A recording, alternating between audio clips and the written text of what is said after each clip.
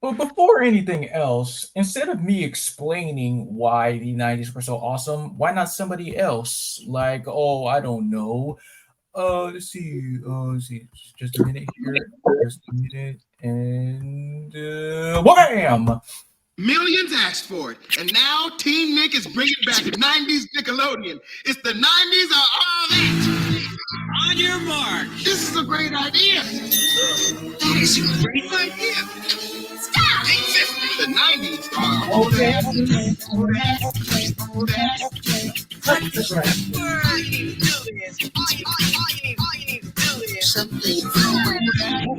All that. All that. Cut the crap. All you need to do is. All you need to do is. Watch Nickelodeon. When I say 90s, you say hey. The 90s. The 90s. When I say Dear. you say the 90s. The 90s. When I say you say the 90s. The 90s. When I say good burger, you say Rugrats. Hawaiian fries with that.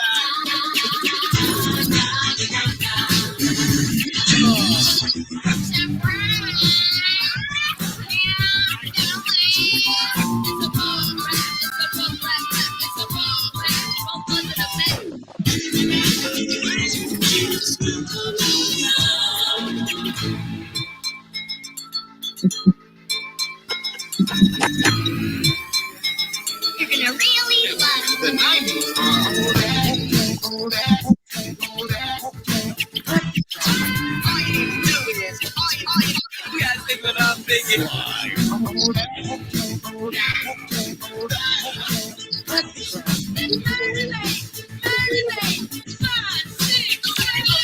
When I say inside, you say out boy. The 90s.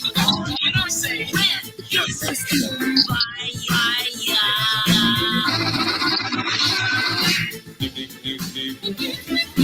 I say on your mark, you say get set. Oh, that boy.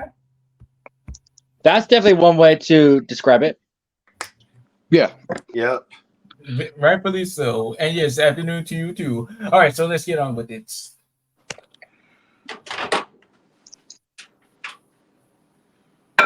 Wait a second.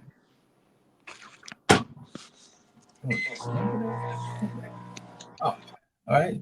And yes, before anything else, also yes, Blue's Clues and Zaboomafoo do count as animated since it's live action and animated. So there's that.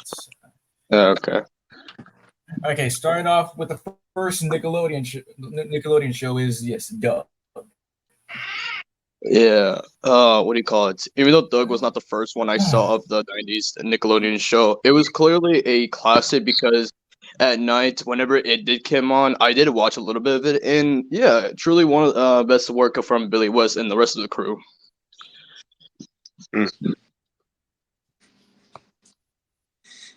And yeah, like when I just wondering those many old shows that I might get a little bit of a interest in. I did take a look in, and it was very pleasant. It's like very just what was the word I'm looking for? A very kind of tame show. It just focused around just Doug, just experience his way through what was it like elementary or middle school or something or whatever it was. Just like hanging out with his best friend Skeeter, and trying to just do anything to impress his crush Patty Mayonnaise. And well, it's there's nothing really kind of all that bad. It's just a really slice of life type of show. I mean, yeah, it's your typical like of course, everyday school slash home kind of like show, because of course with school there's always that bully, and we got that bully Roger. Yeah, which kind of like shocked me a little bit when Billy West explained how he based the voice off of a bully that he encountered, and well, and like plays with his talents of juggling with Doug, Porkchop, and Roger, and so on and so forth. Yeah. So for my tiering for like on Doug, because I would have could have seen more of it. Oh, yeah. Because I know Yeah. I was gonna say, because I could speak for everybody. I'm guessing like half of us have seen Doug, like half or like never seen the show at all at that point. like, well, that does depends. Like Christian Mastermind, you ever seen like the show or not? Or Yeah, Really I not. have. I've seen the show. you did? Yeah. Okay, cool. Perfect. Next up. Truly a great Nickelodeon classic from the 90s, Rugrats. Goddamn, this was one of my go-to shows at night, along with Hey Arnold and Cat Dog. But this one was truly a treat. You know, just babies going on their own kind of adventures while getting bullied by Angelica. But half the way, it's just like being a kid while watching a kid's show was one of the best feelings ever. It's basically Secret Life of Pets, but with babies. And there's a slight difference, but still. But I gotta tell you, like, especially when it came to the movies, now that was especially great. Yeah. Exactly. Yeah, the first one tackled on because first appearance of the baby Dill, and it turned like a dark type of deal, but it's still like a great way to like introduce a movie with that a new character and whatnot. And also the second one, Regrets Go to Paris. Now that one I grew up with because that was like my childhood, and to me it's like a lot better. Like not like a better than the first one, but I still think they're equally better. Mm. But again, with this show, and especially when it came with the animation, because it looked old style, I didn't mind the old style one, but when they changed it up to like more clearer, that was kind of like really cool of them. Yeah. Exactly. Like the early animation, it looked good. It did look kind of a little bit realistic looking. It's a little bit like off-putting, or you kind of like in an uncanny valley type of thing. But yeah, they did tone it down a little bit, which is better. Like, well, all of you can answer this question if you have like, what do you call it? Do you remember the first episode you watched of Rugrats or no? Sadly, no. I wish I did, but I don't. Uh,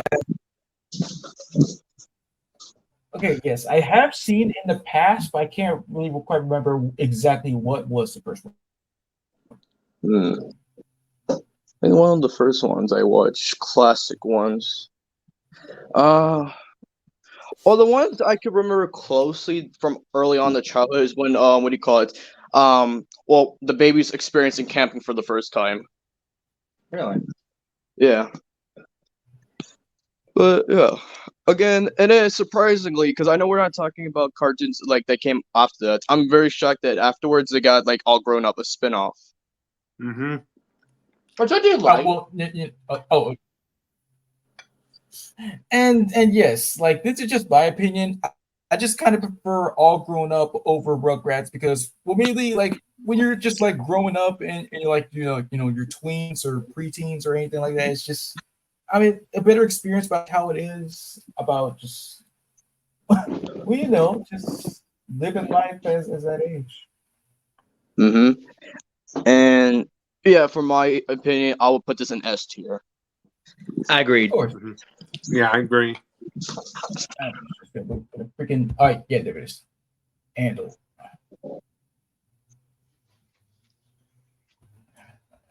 Nice. Adding up just a little bit. Man. Oh, okay. Just up. All right. Okay. All right. Yes. Rocco's Modern Life. So yes, it was. Oh man, created by the same guy who would eventually later on create shows like Camp Lazlo, which is surprising because like the same cast and everything. This was the one show that launched the careers of legends Tom Kenny, Carlos Alazraqui, and Doug Lawrence. Doug Lawrence. Yeah. Because already with Charlie Adler in the cast, because he's been acting ever since he was like 15 to 16. But again, with Tom Kenny, Doug Lawrence, and Carlos Alazraqui doing their first show as with Rocco's Modern Life, truly, yeah, it was truly an honor. I didn't watch the show fully, but the first time I got introduced to the show was through a commercial with Heifer. How about that? For me, I had no idea who Rocco was or the show was. The only time I knew about him was the video game Attack of the Toy Bots and Nicktoons for the Wii. He's like a unlockable character. So yeah, and not till later that's where I found out about the cartoon. And then later that I found out that it has quite a few dirty jokes. I mean, well, it was basically a more toned down version of Ren and Stimpy in a way. A lot of different shows were trying to like be their own Ren and Stimpy clone, but this one, well, it doesn't go a little bit too much. I mean, yeah, True. because mostly the dirty jokes would be coming from Beverly Big Head. And of course, like that one restaurant, the Choky Chicken, which was later called the Chewy Chicken, because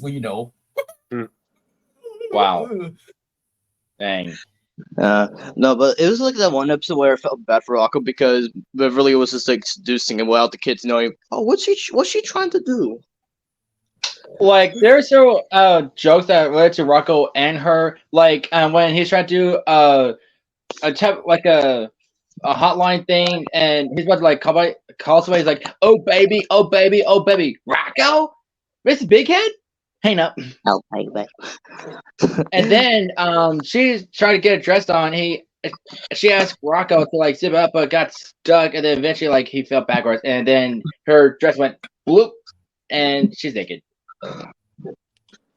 But I will give credit with Charlie Adler. I just like how he based the voice for Beverly Big Head off of Harvey Fierstein. Yes, right there, exactly. Yeah, because with Harvey, you can notice him from projects from Mrs. Doubtfire and Mulan. Yeah, and I would have to say like my favorite episode from the show would have to be Wacky Deli. Like, yes, it focuses around, let's see, yes, Ralph Bighead, the creator of the show called The Fatheads, based off of his family, and like he wants out of his contract to follow his real dream, but they can't really let him go yet until he comes up with a new show. So yes, Rocco and friends come up with the idea of deli meats, and well, they get into the process of animation and stuff. And well, Ralph sees this as an opportunity to like get out of his contract because nobody would think an idea like that would make it to air. But it turns out it's actually a big success, and Ralph tries to sabotage everything. So it's not until he comes up with making it better that everybody starts to hate it, and he goes on with his dream. So that was your first. Your favorite. Okay. So what do you call it? One of the first episodes I actually watched, this was my first one, is when the Big Heads and Heifer and Rocco had to share a log cabin together. Oh, I've seen that. Like, it's like one of the darkest ones, or very disturbing because he's like freaking out and stuff, and it's like wow. Mm-hmm. But for Rocco, gotta give him credit here and there. This is my opinion. I would put on a B for my opinion. That's all. I was thinking the same thing.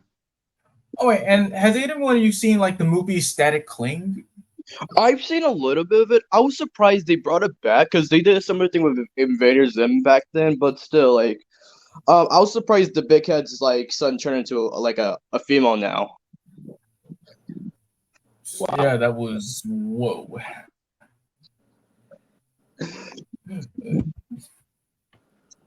All right, hey Arnold. Out of all, what? Oh, he's Entertain Toga and the theme song. Oh, so yeah, like out of all like the Nickelodeon shows, this would have to be like my top favorite of all time. It's just something about that feel, like it really does put you like in the 90s if you if you were born in there or if you want to know what it was like. It's just mainly the jazz music that just gives it that feel for me. Yeah, I do agree with Fresh. Like again, I did say this with Rugrats and Cat Dog. It was one of my favorites back when, and yeah, Hey Arnold was truly one of the best ones I've watched here and there. Like there were some episodes I liked, there were some I was like it was like here and there, but there were some like that were kind of like wars, like the one with Iggy. Of course, so we all want to like, well, we all talk. But yeah, I gotta say one of my favorite episodes from the show is Harold the Butcher. Yes, right. Yeah, especially like with the characters having much more, development or depth, or like showcasing how they can like have the spotlight here and there and stuff.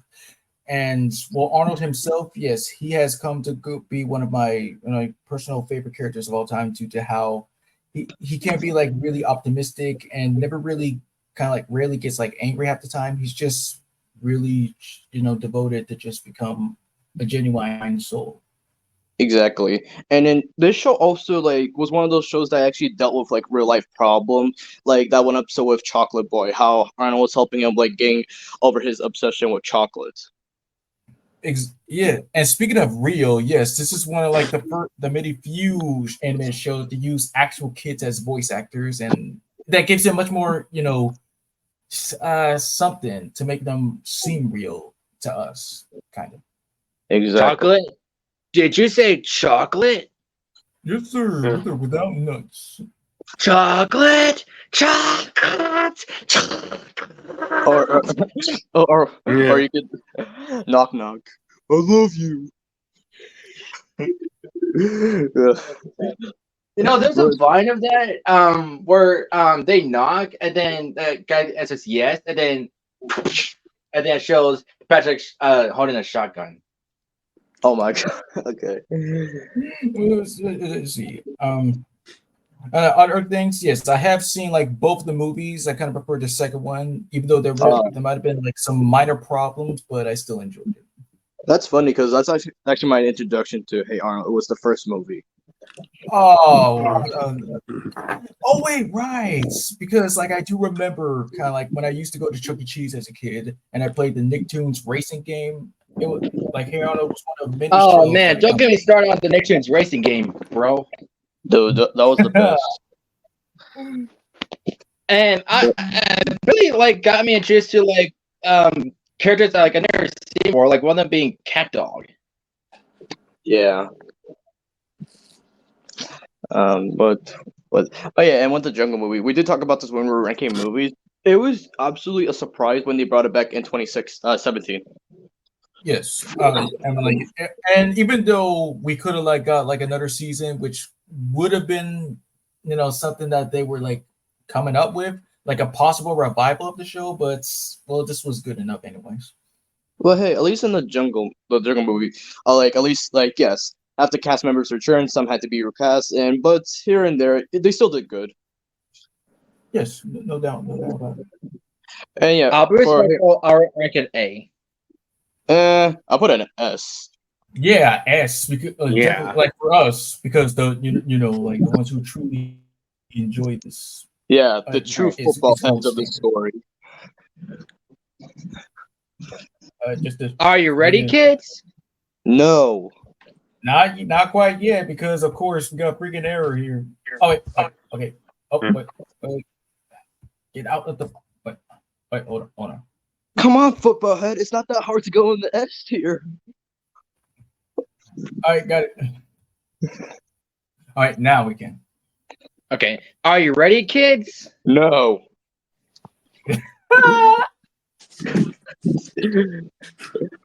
SpongeBob Bobby Boy Pants. Okay, so without a doubt, everybody have seen SpongeBob, and yeah, truly a Nickelodeon classic. And we all have memories of it, of the show, the movies, games, merchandise, anything to that. Yeah, and I bet a lot of us got interested in talking through SpongeBob. Well, I mean, yeah. Yeah, I mean that's how it really was. Yeah, but of course. Well, of course. Now we're talking about this. Of course, before like Tom Kenny got cast, of course, Jess Arnell did audition for SpongeBob. Which it would have been interesting, but well, like everybody has their own flair of awesomeness. Like, but yeah, Tom Kenny did like prove to like stand out of like everybody else. Yeah, and it was all thanks to one man, God rest his soul, Steven Hillenburg, for this show. Back then, like I was at school, I had no clue who Steven Hillenburg was. It was like around that year when he died. I was like having like lunch with my friends. One of them pointed out like as like Steven Hillenburg died. Like, wait, who's he? He's great. What? So yeah, but yes, he did give us a great show. He'll always be remembered. Like, have you seen those fan made pictures like the SpongeBob characters like mourning for his loss? Yes. Uh, what do you call it? Speaking of fan made, like I remember back in the day, like the early like 2010s, there used to be like these SpongeBob parody videos. Man, oh yeah, I did talk about this. First, what was the one where they were all like weed kind of products? Oh wait, it was like SpongeBob him pants. Yeah. Yeah, that was a childhood classic. And then there was one where he was Chinese. Whoa. Yeah. But what do you call it? Other than what do you call it, those parody videos? There was actually like this YouTube I used to watch. He used to do SpongeBob videos, but he would do the episodes in Lego version, like full episodes. I think I've seen it as a kid, but not much. Harrison, have a bowl, Mr. Squidward. Yes, yes. Mr. Squidward, I'm going to kick your ass. Oh man, but yeah. One of my favorite ones that the Lego ones he did was "Don't Be a Jerk." Because how detailed it was and how much he put into the work. Ooh. Yeah. But of course, we did talk. Oh no, go ahead. No, no, no. Now you go. I was about to bring up my next point, but you go ahead. Let's see. Like, if I do remember correctly, like one day I was just channel surfing when I did like come across like SpongeBob with during like the episode Rock Bottom. That's how I first got started before actually seeing the first episode. So Yeah. just takes some time. My first episode of SpongeBob was Tea at the Tree Dome. Oh, that's a classic. I don't need it. I don't need it. I need it. Of course, Wait. we can't forget about the episode because that's our introduction to Sandy because that's her first appearance. Oh wait, yeah, I talked about mine first. Christian, what was your first episode of SpongeBob? Oh boy, I wish I knew about that memory because man, I know it's 2001 and many episodes there, but I wish I knew what my first episode of SpongeBob was because man.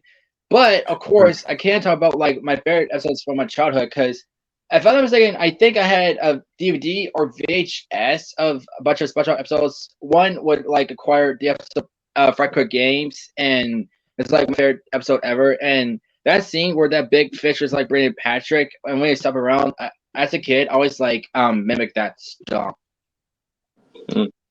Interesting. And what do you call it? All right, so we could bring this topic up. Okay, yeah. First off, Mastermind, what was your first episode of SpongeBob? Help wanted. Oh, okay. Ooh. Yeah. And if you had to say, what was your top favorite episode ever, Mastermind?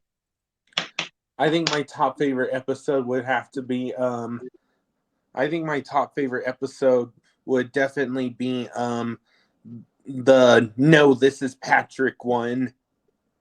No, this is Patrick. No, this is Patrick. I'm not a Krusty Krab.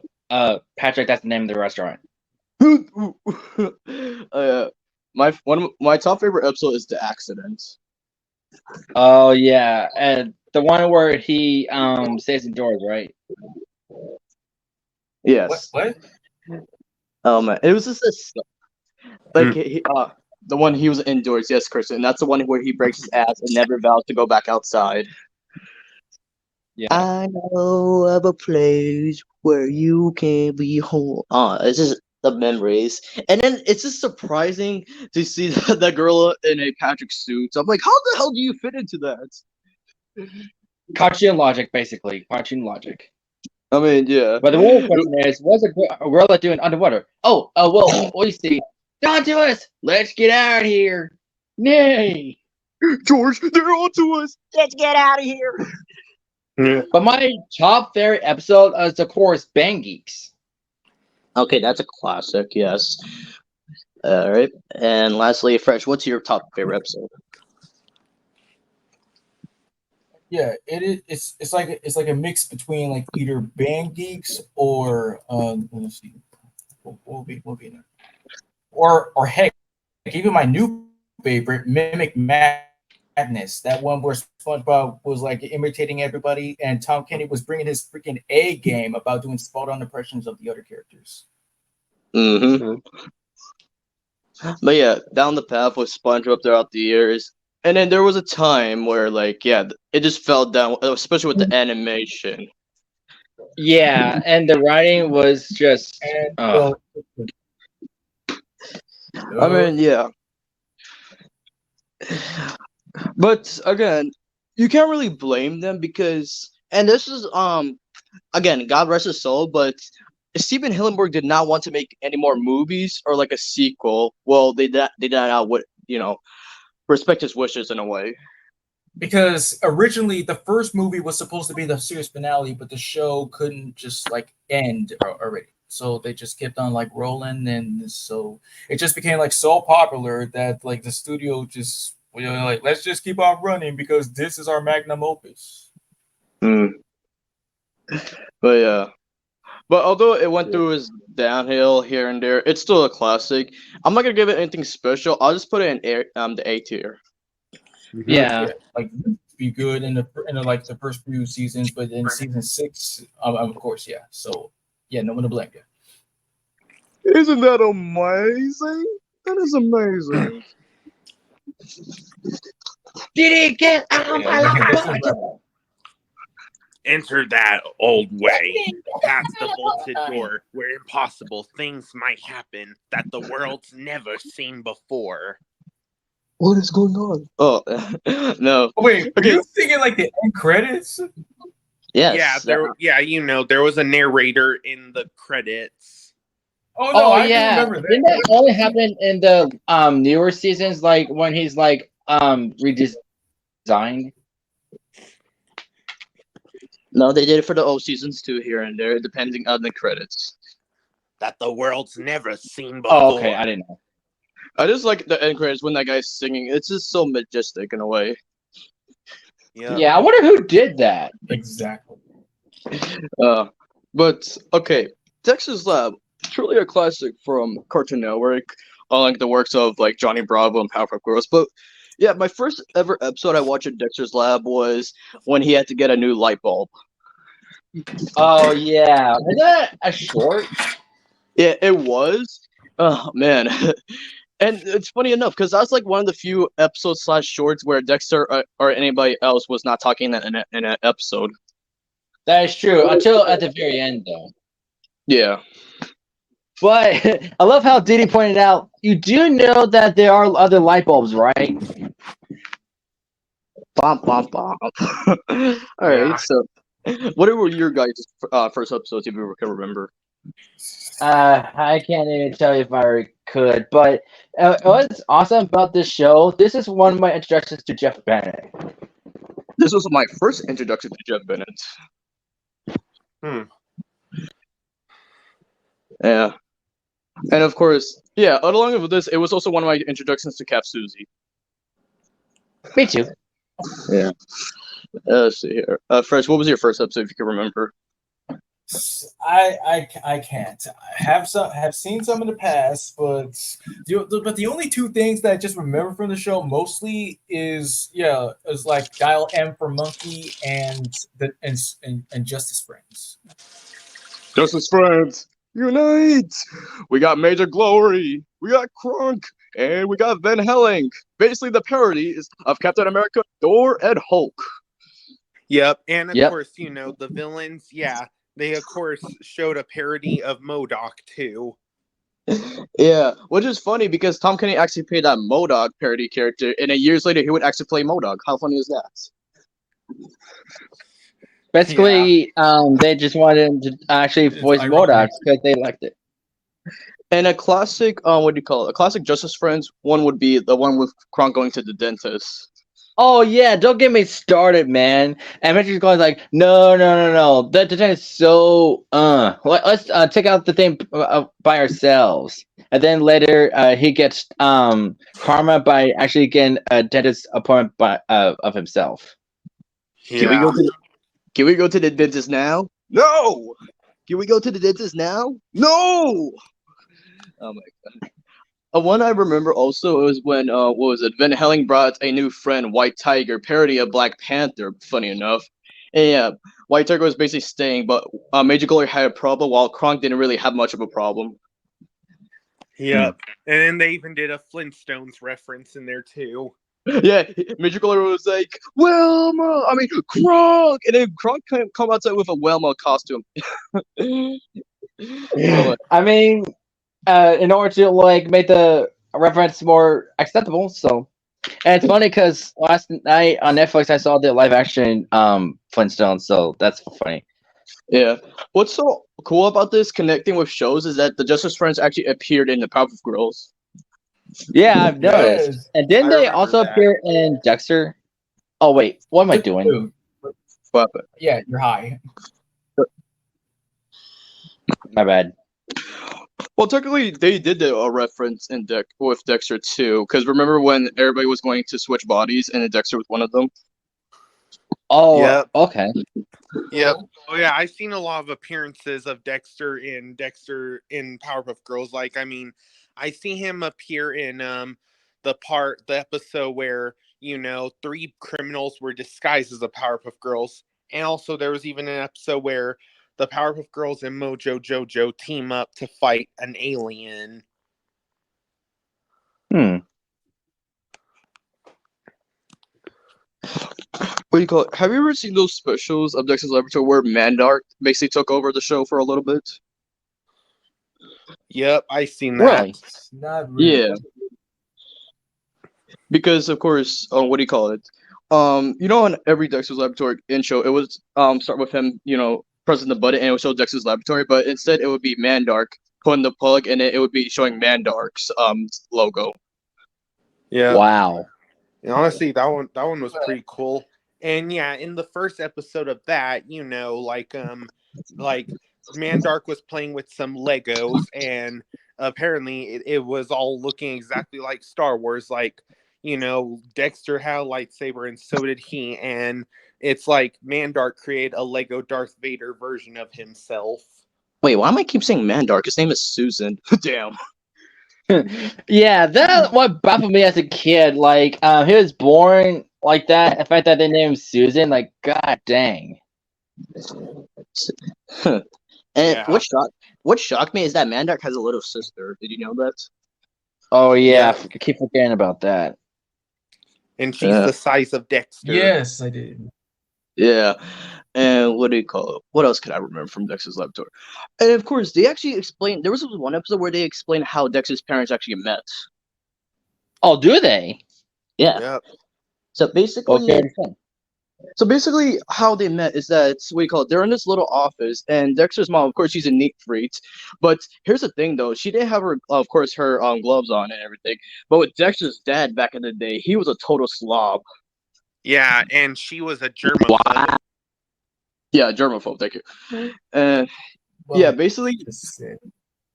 they were just basically paired as partners for this what do you call this kind of project here and there, and they had to learn to, like, you know, get along with each other, either clean or not. But what was surprising is that what do you call it? Dexter's dad actually, you know, got clean for once, and they started going to this dancing competition, and they actually won. But what do you call it? It's revealed that Dexter's dad is actually the one who gave Dexter's mom the gloves she wears today to clean dishes. Wow. Oh, that's nice. And it's no wonder why she always wears them, because I know she is a germaphobe. Mm-hmm. Man.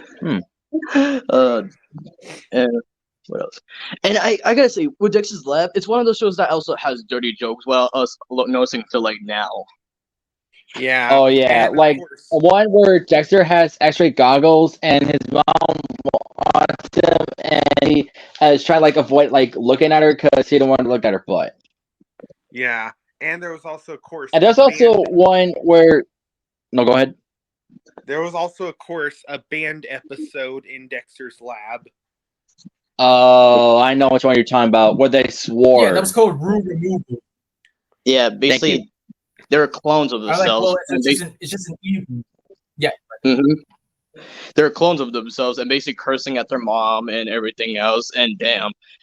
But you can still see the band episode on YouTube. It's still available to this day. Yep. And yeah, did Where you the see the frick are title you? card of How it? the- Sorry. That's okay. Go Hold ahead. on. That's fine. I was saying, did you see the title card of it? Like, you know, Dee Dee was lifting the middle finger. Yes, I Yep. did. But overall, yeah, for my ranking for Dexter's Laboratory, I would put it on A. Next up, let's get some jawbreakers with this one. Okay, yes. Ed and Eddie's simple concept of three similarly named boys who try to scam the neighborhood kids out of their money in order to get jawbreakers with and well I mean just how huge the freaking jawbreakers are was just kind of like bizarre because Danny Antonucci did explain about like it's difficult to eat. It's like eating a billiard ball that you could just never really finish it. So. That's Yep. true. But this show definitely brought a And lot it of baffled memories. me as a kid because I thought they're gonna be like that in real life, but they're not. The same thing with me. I was like, are jawbreakers really this big? When I saw one the first time in person, I was like, wait a minute, why is it not bigger? And that's what she said. God damn it. No, there were funny times, there were bad times, especially with the ads like getting in trouble here and there. But yeah, the one episode that was like kind of like a plot twist was the one with Jimmy in it. Oh right, well, like Jimmy was kind of like the mastermind of getting back on the Eds. If it, I mean, it's just oh god, it's the episode just Junior. it just started off with like friendship, like friends are yes, friends are there to help you, but then well, okay, out of all the Eds, I'm like it's supposed to be just Eddie, since he's the one that gave him a wedgie and stuff, and that caused him to be like, "Oh, you embarrassed me! Now I'm gonna get revenge on all of you," instead of just him. Because what did they do? I mean, of course, yes, they did laugh at him, but come on, like Eddie was the one being a dick. But thankfully, he did get his comeuppance with, "See, I slipped on a banana peel." Ha, loser. Yeah. And this is one of the few shows to like just have the same characters over and over, like with each episode, not introducing like a new one at all. But that was what was clever about the show until like the big movie one where they introduced Eddie's brother. Well, that's true. I'm glad they didn't like make him like I'm sorry. What? I was gonna let you finish. Okay. I'm glad they didn't like make him like someone that doesn't like show his face and actually do show his face. And Fresh, what were you gonna say? I wasn't saying like anything. Oh, okay. But yeah, still. Okay, do you remember the first episode, or at least your favorite episode of the show? Yes, like yes, like it was. Yes, it was the actual first episode, the Ed Touchables, where the Eds first encountered the Cankers, and they took them in, they make them dinner, and then decide to just try to get with them because that's their whole thing. And because what I do like about this show is mostly about like, well, of course, yes, the behind the scenes. Like if it wasn't really the show, but the game, but still, Danny Antonucci did base everything off of from his experience, like the Cankers being like girls that would actually just try to scare him into becoming, like their boyfriend. Let's see here. Do you really remember my first one? But I definitely remember my favorite one of all time. It was I don't know what the episode name was, but basically all the Eds basically switch clothes, and basically now that Ed has to be pretending to be that Ed, and they're just confusing people here and there, because Double D was Double D was Ed. Well, of course, yeah, Ed was Eddie, and Eddie was Double D, and that was kind of confusing for everybody until like Johnny and Plank saw Ed with Eddie's clothes, and they decided to do the switcheroo again with Plank and Johnny this time. Wow. Wish I could like see. I don't remember my first episode, but one of my favorites is where they discover this boomerang that when you touch it, it changes your personality. Yes, that was a good one. Especially where it goes to Rolf, and it just starts saying gibberish. It just made me laugh so hard as a kid.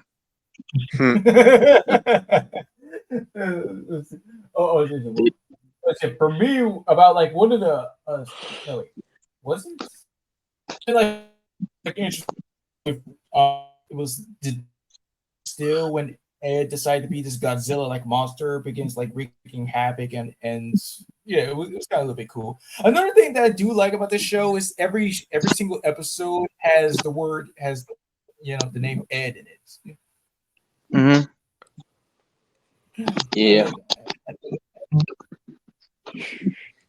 And what do you call it? Mastermind, do you remember your first episode, or like at least your favorite episode of the show? The first episode, like, I honestly can't remember the first episode I watched, but like, I think my favorite episode would have to be like the episode where the Eds were like trying to like get to the store to get a free Jawbreaker, but they had to hurry before the candy store closed down. Oh, okay.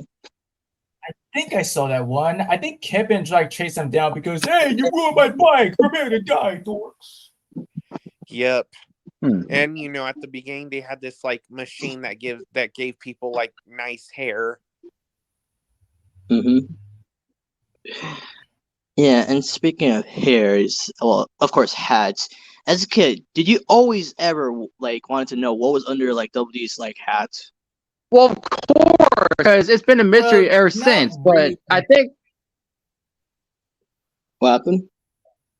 I was going to say, sorry to interrupt, Fresh, but I'm not that mistaken. There's a video game. I don't remember what it's called, but it's styled of like black and white 8-bit styling, and then it shows Double D like doing a victory, and he actually tosses his hat up in the air. I saw that too. Go ahead, Fresh. Yeah, that game was called Lunchroom Rubble, and you can see a few strands of hair. And that was actually based on like an event where the creator Danny Antonucci, he burnt his hair and he had to like cover a hat in order for his parents not to discover it. And yeah. Holy crap! How did he burn his hair? And like I don't know, like I saw like the Gem Reviews video review of Ed and Eddie's Big Picture Show. That's I don't know. Wow.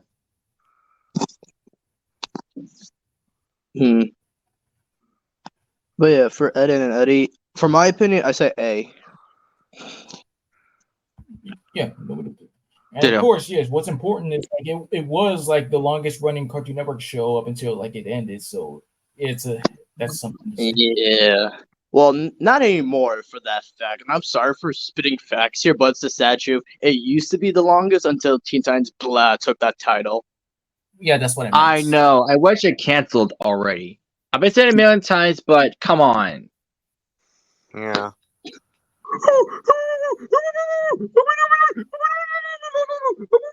We interrupt this program to bring you ripoff of Scooby-Doo.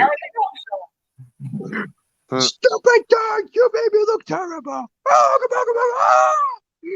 And then here comes Mario with a rolling pin. Whack! What did I do?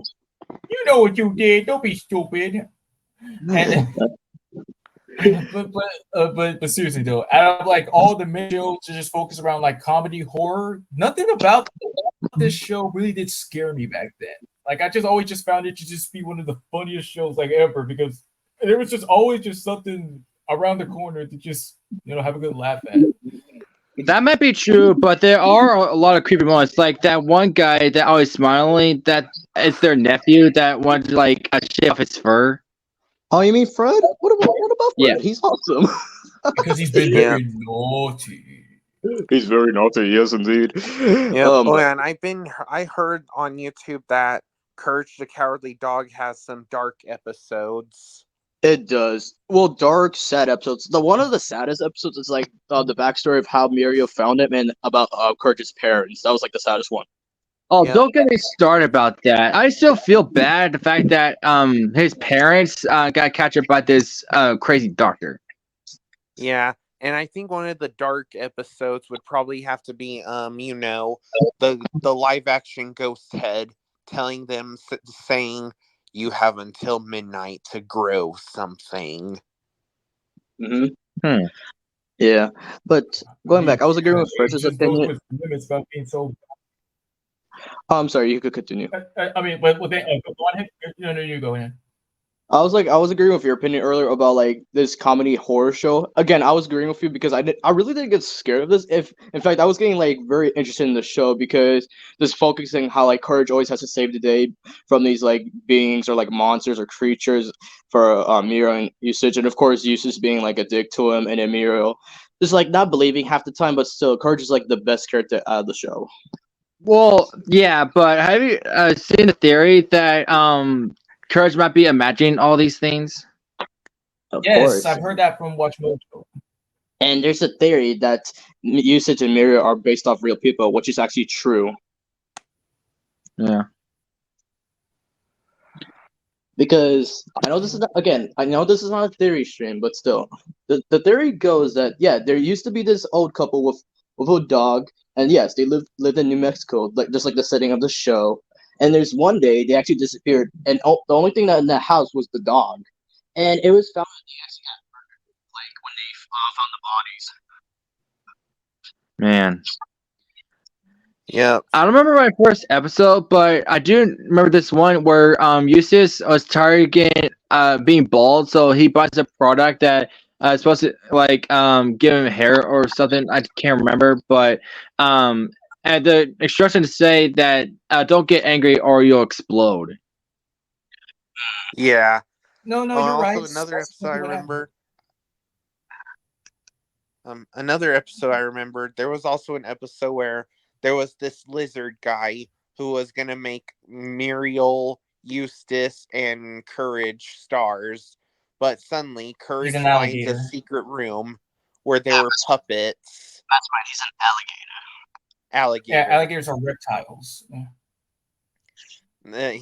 This alligator guy was gonna make them stars until suddenly Courage finds a secret room where there are puppets everywhere, and suddenly he realizes he's turning people into puppets because that was till then he found some hooks with their names on them. Yikes. It's almost like a reference to Slappy from Goosebumps. Yeah. One of my favorite episodes is like when Courage and Eustace went to that diner. Do you remember that episode? Yep, Jong Bong. Man. This is funny. And yeah, this is like one of the episodes where really what Courage was thinking of didn't actually happen. Because Courage was thinking like, because the owner of the store, he was a pig kind of dude, and he would just bring people down in his basement. And Courage thought that he would just murder them and then make a meat out of them, but actually just putting on a show for them. And what about you, Fresh? First episode or favorite episode you got? Let's see the first. Okay, I believe. What was it? No, like isn't it? I think it would have to be like the episode about like the headless chicken. Yeah. Oh God. The first episode I seen was the episode where they were all gonna spend a night in the motel, but suddenly the evil Catman was there, and he came prepared with a bunch of spiders and stuff. Yeah, you could just call him Cats as well, like that's his name. But I know which episode you're talking about. And that's another thing with their villains in a way, because the only prime villains that I respected this day was Cats and the Quack. Yeah. Because I remember there was this episode where Quack got arrested, but because I'm just questioning what the cuffs they use. I'm like, isn't that a little bit too small for him? And he I actually know. I've seen that logic a lot of times. Like, it shows a picture of him with the handcuffs on. Like, come on, you can just slip right out. That's just to be stupid. I mean, yeah. But yeah. Okay, with the Cats. Okay, because normally with Cartoon Network shows, you wouldn't normally know the cast. This was like one of the first time was like, hey, who's this person and who is this person? And the only known ones I know from the cast was Jim Cummings and Who else was in the cast I didn't notice? Yeah, there was Jim Cummings. First, do you remember everybody from the cast you were familiar with? Familiar. Oh, okay. Well, I'm just gonna like take a look, and if I do, I mean, well, a little bit of an honorable mention with no, never mind.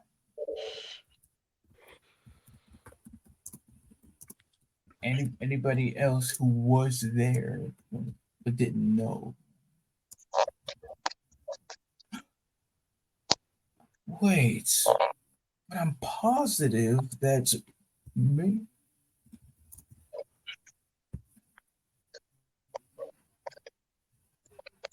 Yeah, I'm trying to recognize some too. Oh, of course, Cap Susie.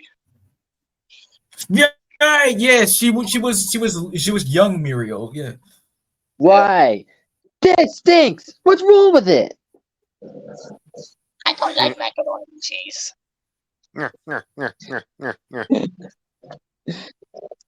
But still, throughout the show, and yeah, the main star of the show with Courage, Marty Grabstein, he did phenomenal as Courage. Even though it was like one of his, like his only voice role, he still like topped it.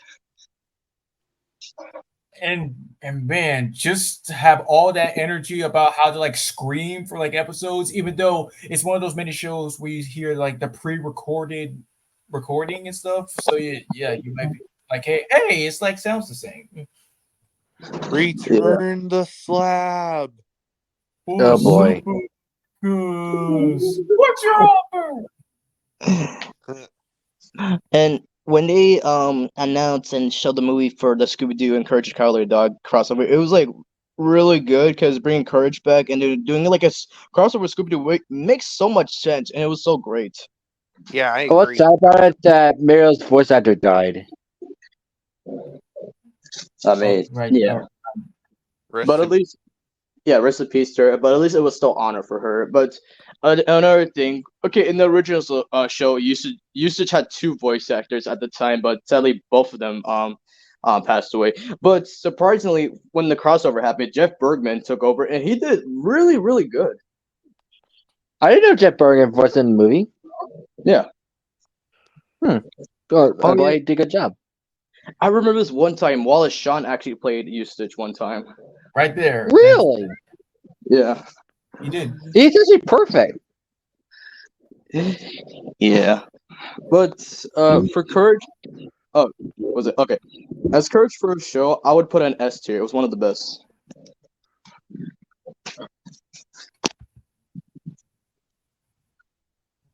Do the bucket with me.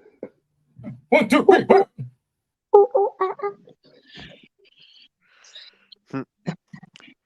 Hey there, baby. Ooh, ah. Yeah, So whatever. Mastermind. Mastermind, why don't you explain Johnny Bravo Mastermind? Okay, so Johnny Bravo, like, so basically the first episode I seen of Johnny Bravo was basically the episode where he was playing golf. Oh, how was that? That one's pretty good, and like, yeah, like I started watching more of this episode, and yeah, they showed a lot of references, and they're like, there was even an episode where he helped Scooby Doo in the gang. Oh yeah, I remember that crossover. Oh yeah. Yep. And then suddenly, he accidentally lost his glasses like Velma, and they accidentally put on each other's glasses. Hello, Starscreen. Hi, Joe. Hi, Wonder Woman. Hi, Ranger Smith. Hi, Mary Jo Cutlet. Jinkies! Wait, what? Dark. Keep rolling. Just keep rolling. I'm just in the blanks. Jinkies! Everything's gone dark. Keep going. I've gone blind. And then, Johnny said, I'm only going to tell you this once. Don't touch the glasses. Yeah. One of the few first episodes I watch is that, what do you call it? Oh yeah, and basically, in this episode, it explains how Johnny basically, it was telling the backstory of how he became all buff and stuff because he previously had a prom date he had to commit to, but the girl never showed up. But she actually showed up a few years later in his prime, where it was real. She had a lot of kids, and Johnny was kind of like freaking out. Wow. Holy cow! I ain't paying child support. Them kids are not mine. You didn't come for my prom date. You too. Yep. So, and of course, there was even an episode where Johnny became a superhero. Like a superhero got got hit by a rock, and suddenly Johnny just took off his shoes, and the superhero just rolled up under the rock like the Wizard of Oz. There was also And- an episode of Johnny Bravo where little Susie was having a birthday party, and she was telling Johnny you're invited, and she was telling Johnny that her big cousin's a celebrity and all that, but Johnny didn't believe her until her celebrity cousin came in a limo, and he wanted to be in the birthday party now, but it kind of got difficult, but still it was really good. Yeah. Is that the same one where she was blindfolded? Yes. Yeah. Oh man. Yep. And also, of course, like with the superhero one, he met a bunch of superheroes, and also suddenly they said the villain they're fighting was Man Boy. Oh yeah. And I'm not talking about Man Boy from the remake Powerpuff Girls. I'm talking about the Man Boy and Johnny Bravo.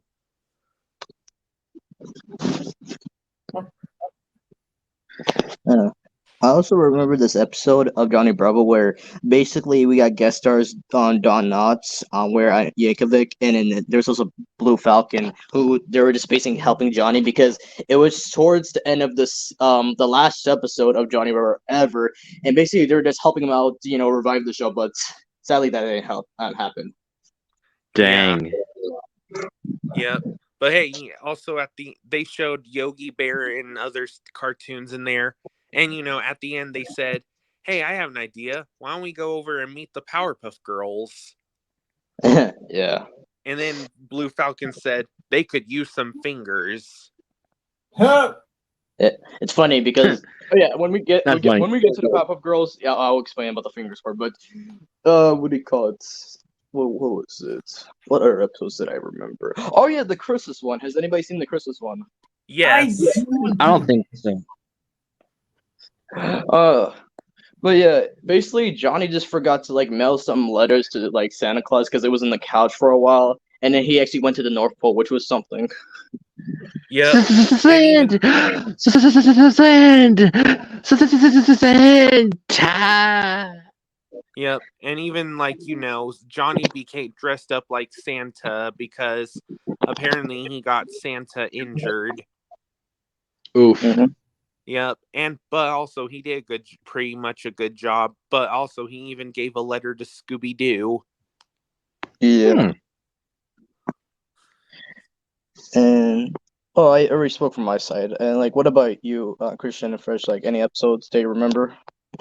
Well, I remember my first episode, but the one I do remember where he was forced to go to the dentist, even though he was afraid to. Oh yeah, I remember that one. And then he broke his teeth by biting into a lollipop, and then he had to have some special braces on. Yep. Oh yeah, speaking of Nickelodeon and Cartoon Network, I do have a video in the private chat right now. All right, what it that is. thing invading. Yeah, it's a classic. I used to be a Tyrannosaurus. Now everybody's going to know that apartment store Jeff comes Goldblum, number. what are you doing here? Hang on, I'll be right back. Everyone, My mom's coming. My mom's coming. Hang on. Nice reference first to Jeff Goldblum. we see is since I'm the world's one of the world's nicest guys, and everyone just likes me. I'm a silver fox. Oh yeah, speaking of nicest guys, I was actually rewatching a video I was rewatching. It was with Keanu Reeves answering questions while cuddling with puppies. Oh, yeah, that's a good one. Remember the episode where Johnny went to Hollywood? Yeah, I do actually. Yep. Oh, and also he was talking to a female director, and also she even showed Johnny that they can make characters in 3D animation, and we saw a 3D animated character come out of nowhere and tell her that he's ready for his close up. That is true. And again, with a Cartoon Network or Nickelodeon at the time, Johnny Bravo secretly had like a lot of like not dark jokes, but like a lot of sex jokes that we didn't get as a kid. Exactly. Yep. Well, also in the credits of the Hollywood episode, like there was a song playing that was playing called "I Used to Be a Tyrannosaurus" or something. That's gonna be kind of hard if you're a Tyrannosaurus. How are you gonna move with your arms? Yeah, like if you're a Tyrannosaurus, where would you go? Jurassic Park? Kind of reminds me of this like Family Guy joke, where a Tyrannosaurus Rex was ready to play with himself, but he realized, oh man, my arms are too tiny. Yep. Yep. Well, also, of course, so we're talking about the 90s. Yeah, of course, even though Jurassic Park's not really a cartoon, but, of course, Jurassic Park came out in the 90s. Yeah. Like, before even seeing Jurassic Park, the original, I first saw it as a parody, of course, with Pokemon. Nice. Pokemon. Well, yeah, like I first started with Jurassic Park 3, and then it just took me like a while to just come up with, keep up with the other movies. But I still enjoyed it. And before even watching the original as well, I first started with Jurassic World with Chris Pratt because that's like one of the few first ones I watched of the like franchise here. Now, because I know it's like different, but still, it was a good movie. Yeah, we all love dinosaurs. Damn straight.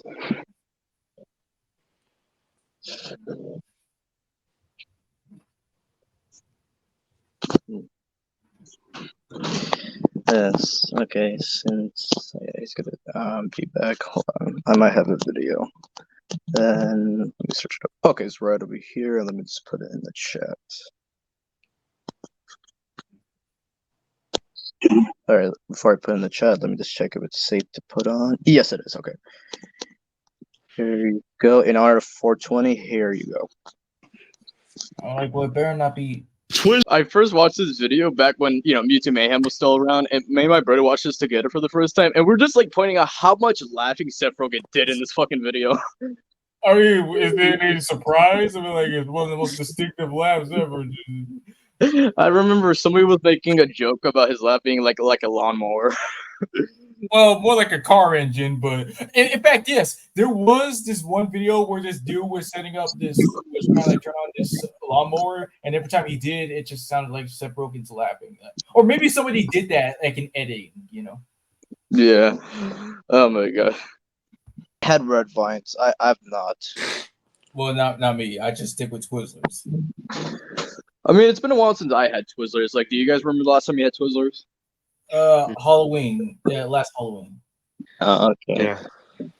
Yeah. Same here. Like, but like, yeah. When I learned about red vines, I was like, "What's the difference?" They're technically the same, but I guess from Ice Cube's perspective, it's like better in a way. All right. Well, brother, I'm like, well, people have opinions and stuff, but.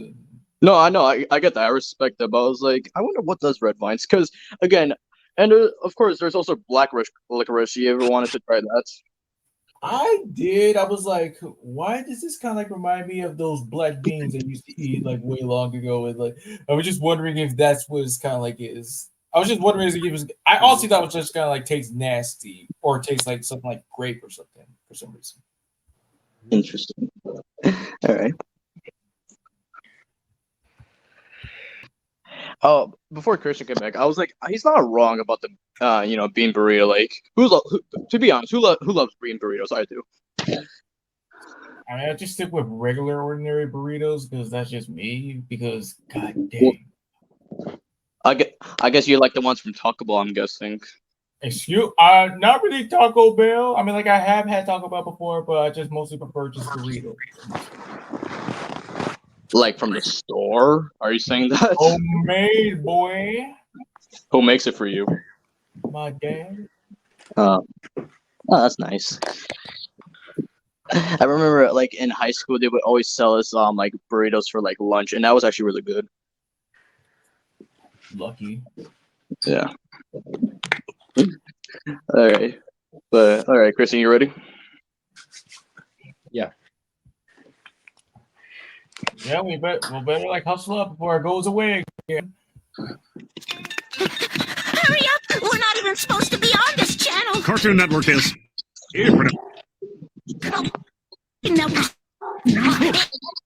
Cartoon Titans, and we're on. Hurry up! Okay! These are our shows. All your favorite cartoons back to back with a new episode every Friday. They're on Fridays at 7 over on Cartoon Network. You might like to switch over there now. Somebody's coming! We'll see you. Oh dear. Classic. All right. Let's see. And so for Johnny Bravo, in my opinion, I would put an A. Me too. Yeah. Yeah, whatever. The Powerpuff Girls. Sugar, spice, and everything nice. These were the grades to make the little But Professor told them they added special ingredient to the concoction, chemical X. Which Using their ultra superpowers, Blossom, Bubbles, and Buttercup have dedicated their lives to fighting crime and the forces of evil. Dun, dun, dun, dun, Especially give me chills. Well, thank you. But yeah, before we get into Powerpuff Girls, I was really surprised that it was originally called the Whoop Ass Girls. Oh yeah, I keep forgetting about that, man. Even before that, I mean, before they were even chosen to be girls, it was actually supposed to be a superpowered Mexican wrestler named El Fuego. El Fuego. Oh, that's pretty good. And yeah, the reason why creator Craig McCracken came up with the name Whoop Ass is because he misheard the lyric from this band. Like he thought one of the lyrics was called "My Whoop Ass Balls," but it is actually my roof has walls. Wow. I'm sorry I was muted. My mom was talking to me. She was giving me offering money. Okay. Such a long history with this, especially like with the behind the scenes, which is the best I've ever seen. So much history about like what has happened with this. But yes, Powerpuff Girls, I can't really remember again what's one of my first one, but the many few ones I do remember is like, yes, when Mojo Jojo kidnapped the mayor and each girl tried to tell their story about what happened. Oh, I remember that. The bear facts. I remember that too. But what do you call it? With the Powerpuff Girls, from my point of view, it was actually the first girl show I actually enjoyed because I know it with some boys at their age it would be so biased about that's a girl show, but with the Powerpuff Girls I made an exception because it was like one of the best ones out there. Well, of course, even though it's a girl. Ever, like, oh, it was your first girl show as well? That's cool. Yeah. I was gonna say, yeah. Even though it's a girl show, of course you enjoy it because it's awesome. And it's like great cast like Tara Strong, even Tom Kane, because I got just to Tom Kane.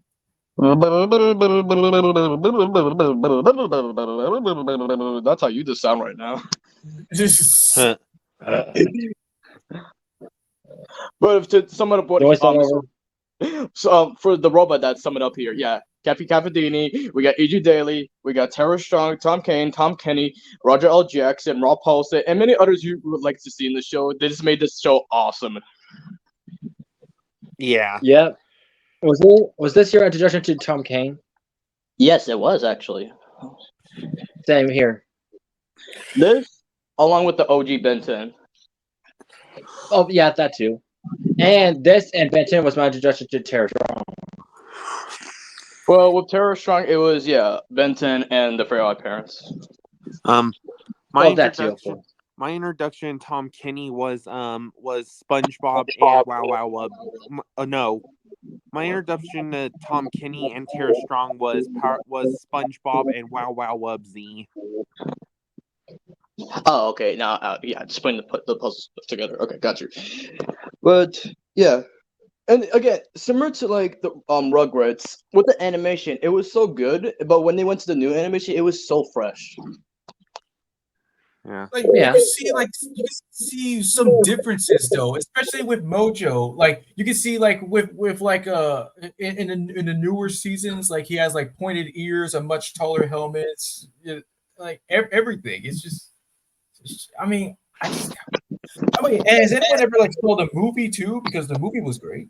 No, the movie was phenomenal. Well, that too. Okay, like I guess you got me there. Like again, like yeah, showing the origins because other than from the theme song of it, but yeah, showing the origins how like it all happened, and learning that Mojo was the reason why the girls have powers today. Yeah. And wait, actually, yeah, aside from the movie, like it was actually explained in like one of the episodes. It was called like what was it? I mean, like it was the episode where they actually really do explain the origins of the pop-up girls, and I can't really remember what the title was called, but that was when Mojo just decided to get powers for himself and be like, "Yes, my great, yes, my fault. Thank you for giving me love or anything like that." And yeah, Mojo with his inventions or anything like that, any of his plans, either goes downhill and somehow works. One of his greatest accomplishments was making the Roddy Rough Boys. Yeah. Indeed. Yes. And then, of course, getting destroyed because of the kisses. But, of course, another iconic villain of the show, him, brought them back. And, yeah, the custody battle was, like, one of the best episodes out there. Let's see. One of the many cool ones I remember seeing way long ago is, like, the Beatles with Mojo Jojo, him, Fuzzy Lumpkins, and Princess Morbucks committing, crimes everywhere.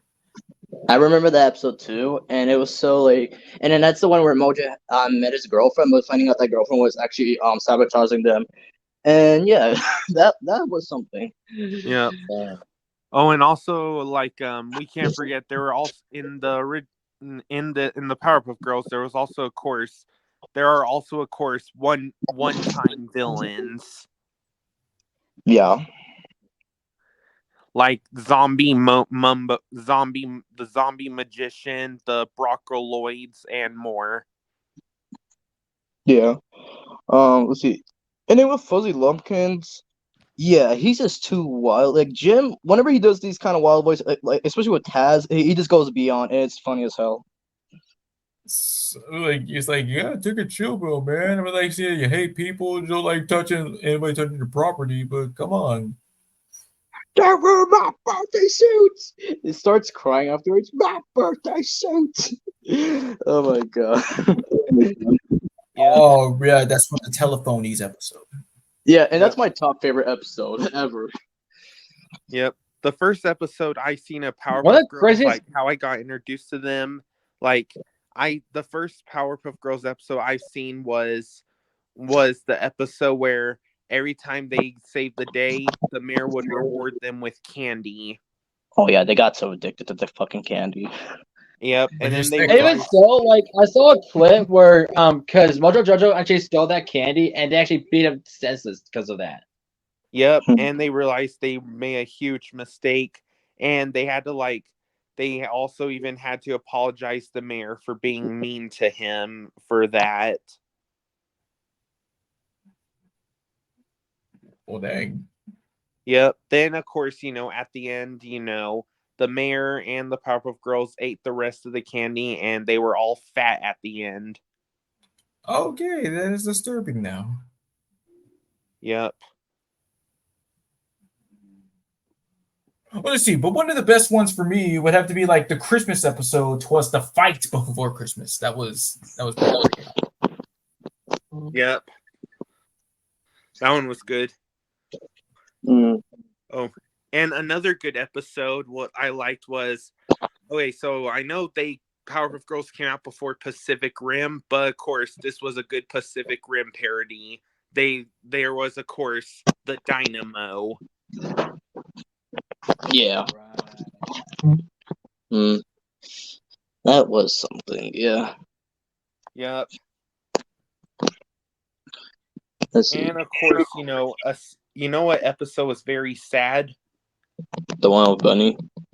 Yes, because in the episode, the Powerpuff Girls, they were getting really tired and stuff, so they decided they make a fourth Powerpuff Girl, and unfortunately, it didn't go really as the way they expected. So the bunny runs away crying, flies away crying, but then suddenly the criminals everywhere in Townsville, they attack the Powerpuff Girls, and then Bunny comes back and saves them, but unfortunately it was a big mistake because her chemical X started reacting and she blew up, and there was a piece of her suit falling off, and after that the episode ends with a sad ending. Yeah. Yep, It was- and the narrator was crying. Mhm. Don't stop. Yep. And of course, that's how the episode ends. The sad episode ends. It ends like the narrator says his final words as he's crying, and he says the day is saved thanks to Bunny. And it ends with sad music and he's crying. And he also says to go to the commercials now. And Blitzy, would you like to explain it some more? Oh, he's muted. Uh, Oh, never mind. what do you call it? I was going back because I was actually doing research. I was like, yeah, with the dynamo, it kind of reminds me of Dexter's robot suits he would make in Dexter's laboratory. If you remember what it looked like. Yeah, I remember. Same. Yeah, because it kind of reminds me when Dexter and this Chinese kid actually did a foreign exchange, and yeah, I just remember the epic robot battle in Tokyo. That's Japan. You said like you called the boy Chinese. You mean Japanese because Tokyo is Japan. Well, okay, Jackie Chu. Yeah, there's a big difference. Like everybody should know like the freaking difference between China and Japan.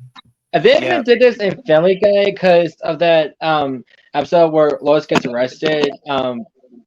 Joe was about to arrest her, and Peter was like whispering in his ear, and Joe's like, "Well, the difference between that is Japanese people are for Japan, Chinese people for China." Yeah, that's probably why you got banned from the restaurant. Nah, there's similarity, but I won't say it. But anyways, with the Powerpuff Girls. Oh yeah, speaking of one-time villains and weak ones. Okay, the weakest villain I have to say overall is Harold. Yeah, Harold and his family for that matter. Like, come on, you're wearing like your pajamas, socks, gloves, and a hanger. What and a blow dryer? What the hell was even that? I mean, with the part about the pajamas and the socks, I mean, static electricity. I mean, like, ever thought about that? He could have used that, but no. He said, "Everybody be quiet before I melt his face off. Eat the pea." Yeah. But I hate peas. Yep. And of course, another one-time villain. There was, of course, the villain who makes everyone wear makeup, mascara. She was bad. Like, she was like a bad villain. Like, no offense, because I remember when they actually brought her back in the reboot, but as a redesign, that was like really bad. Yeah. Are you referring to the lady that has the girl as her sister? Yeah. Wow, I didn't know she was in the original series. Yeah, she was. Yeah. Holy crap. Pointing forward, like, yes, always performing the original over the reboot. Yeah, one of the few flaws about like the reboot was Miss Bellum. She was not really in the series of the reboot, which kind of sucked. I mean, Yeah, that's come on. kind of- Like, Wow. Well, she did make one appearance. Yeah, and that was her last appearance ever. And they also made one appearance of the Roddy Rump Boys. And no speaking roles at all. Yeah. And of course, two more one-time villains.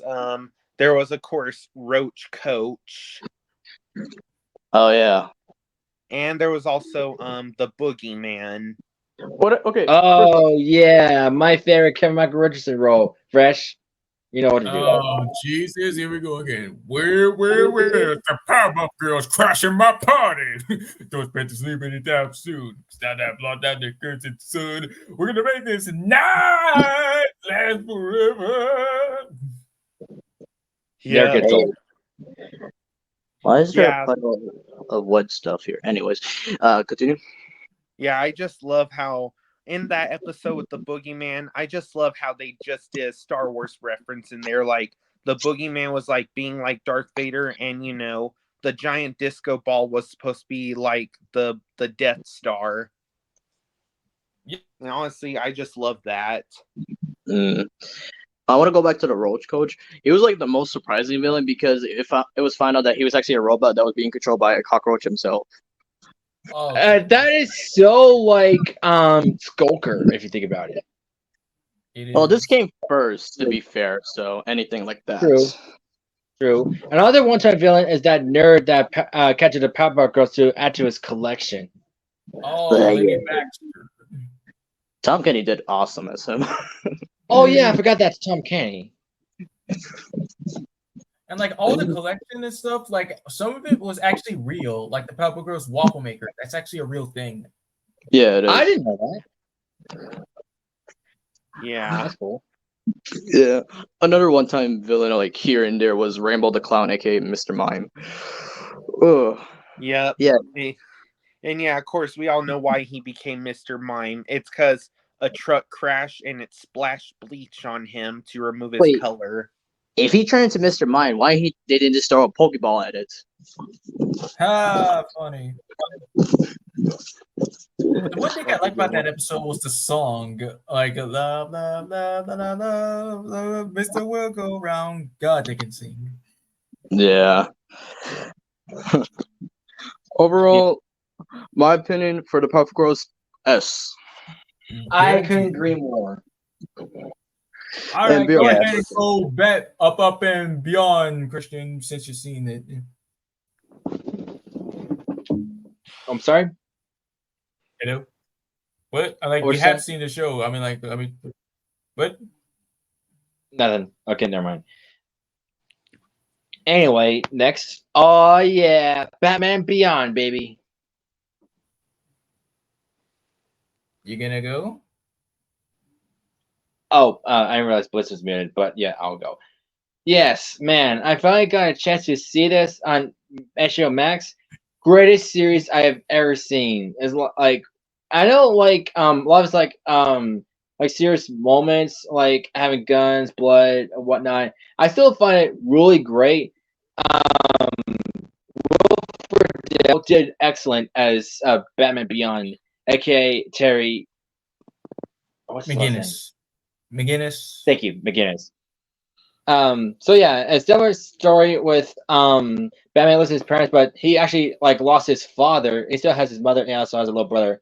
But yeah, the episodes and stuff and the characters were like really astounding and stuff. I'm really glad I got to see this show in every episode. It's really worth watch, and he became my favorite character. And I was thinking about like seeing it too. Like I have seen like the first episode, but I never really got to finish like all of them. I'll get to it eventually. I really wanted to like see Batman Beyond, like Return of the Joker, the movie, and because I seen it. It was good. Oh, I mean, like I just like that one part where just Terry was just using his words against Joker about like, yes, the real Batman never really talked to you that much. He was just breaking him down by talking to him and like laughing at his face. Mm-hmm. Wait, Christian, you said you're a fan of Batman Beyond, right? Yeah. Well, I guess you didn't know about this fact. Did you know why they chose Will Friedle for the role as Terry McGinnis? No, I actually want to know why. Because of his role from Boy Meets World. Because one of the creators actually watched that show and they wanted Will Friedle for that role. Oh, well, they make. I'm sorry, Mr. Robot. Yeah. I didn't hear what the hell you just said. It's a great choice that they made. But yeah, my opinion, yes, I saw this as a kid when I used to appear same networks as like Superman the animated series and Batman the animated series. And yeah, truly a good like backstory, especially showing an old Batman, and the fact that we were so close to getting a Batman Beyond movie either for live action with Michael Keaton's old Batman, and there was even like an animated one where it was showing a Spider-Verse kind of animation, but that got canceled as well. And that sucks. But I do like. I actually saw a post of that on Instagram. It actually looks great. It does. But hey, at least this is not the end for Will Friedle's Tim McGinnis, because he is playing him this year on like the DC project, like what was it, Crisis on Earth? I don't know what is it called, Infinite. I don't know what's it called. I think But it's yeah. Crisis on Infinite Earths. I can't remember. The second, because there's only a first one with when they battled the what was it, the crime syndicate? No, wait, that's not it. I mean, like, they're evil counterpart. There's gonna be one in 2024 of August, so that's why I'm saying there's more of them. Oh, okay. Yeah. But for Batman Beyond, I would say A.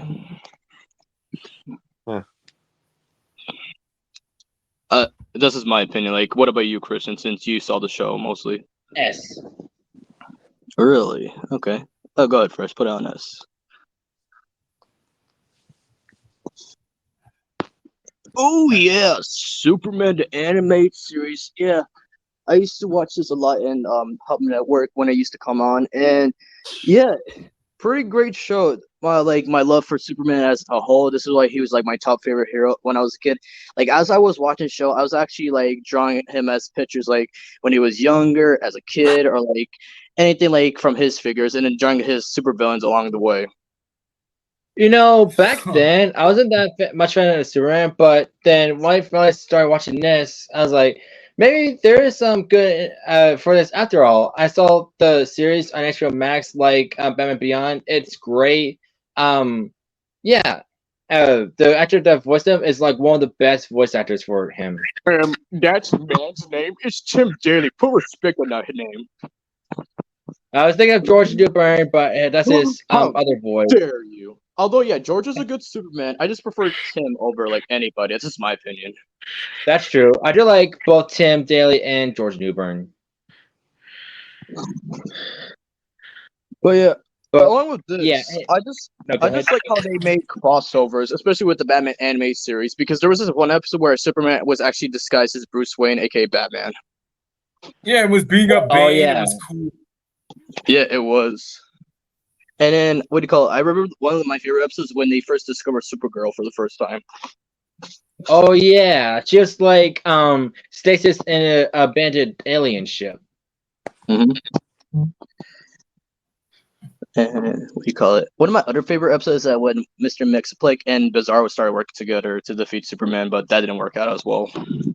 Oh yeah, and then he was forced to have a play date with Bizarro. Yeah. But goddamn, if anybody, I know Christian's seen the whole series, but if any of you in the chat are like here have a chance, just watch the whole series. It's like one of the best ones. I couldn't agree more. Oh, believe me, I'll take your word for it. I'll take your words for it because it's mostly the theme song that really got me hooked onto it. It's just really, really cool and iconic. Yeah. And this show made me like the villain Metallo. I mean, yeah. Yeah, Malcolm McDowell, of course. Oh, by the way, I don't know if you saw the teaser for it, but I saw a teaser for season 2 of My Adventures of Superman. Supergirl is actually going to be part of it. Okay. Let's hope they choose a rightful voice for this one. But anyways, it just makes sense to put Superman the anime series on S. Get it? S. Superman. Funny. Yes. Perfect. Yeah. You know what? We're laughing like that. Reminds me of how Brittany from Chipmunks Street was like laughing. Well, that's there's called sarcasm. You could just say that in general. But... I'm Weasel. Yeah, this is one of the surprising shows, along with like, because I saw I Am Weasel first when it connected with Cow and Chicken for the first time. Right. Yes, because it's weird because like the red guy, I know he's mostly from Cow and Chicken, but seeing him on I Am Weasel was a little bit kind of strange. And Yeah. the thing is, Michael Thorne did really good with I Am Weasel because this is like more of his kid-friendly roles. Yeah, Yeah. it's like shocking to know forward about like later on in life. Yeah, I've seen clips here and there on YouTube with I Am Weasel and yeah, Red Guy. It just go crazy here and there. And yeah, I just wish I could have seen him more. So yeah, that's just my opinion. I could have seen him more. How do you feel about Ion Baboon? Ew. I gotta admit, when Charlie Adler plays like a lot of characters from like the same show or like anything like that, it's just amazed me. But with him, it's gonna here and there, but he's still a funny character. Like, oh, he is just jelly. That's what he is. He's just jealous of Weasel. Two stupid dogs. Now, can't you explain this? Two stupid dogs. Two stupid dogs. Oh, I remember that. I watched that when I lived in Amarillo. Yeah. I get distressed. No, go ahead. Go ahead.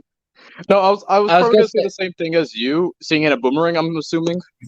Yeah, I see. Well, yes, but my introduction is like when I was little. Whenever my parents at work, my dad's mom, like my grandma, would take me at our house, so I go there like every day, because it's like mainly in the summertime, and I go to like a spare room to watch TV, and that's how I got to know about Two Stupid Dogs. I also show Super Secret Squirrel.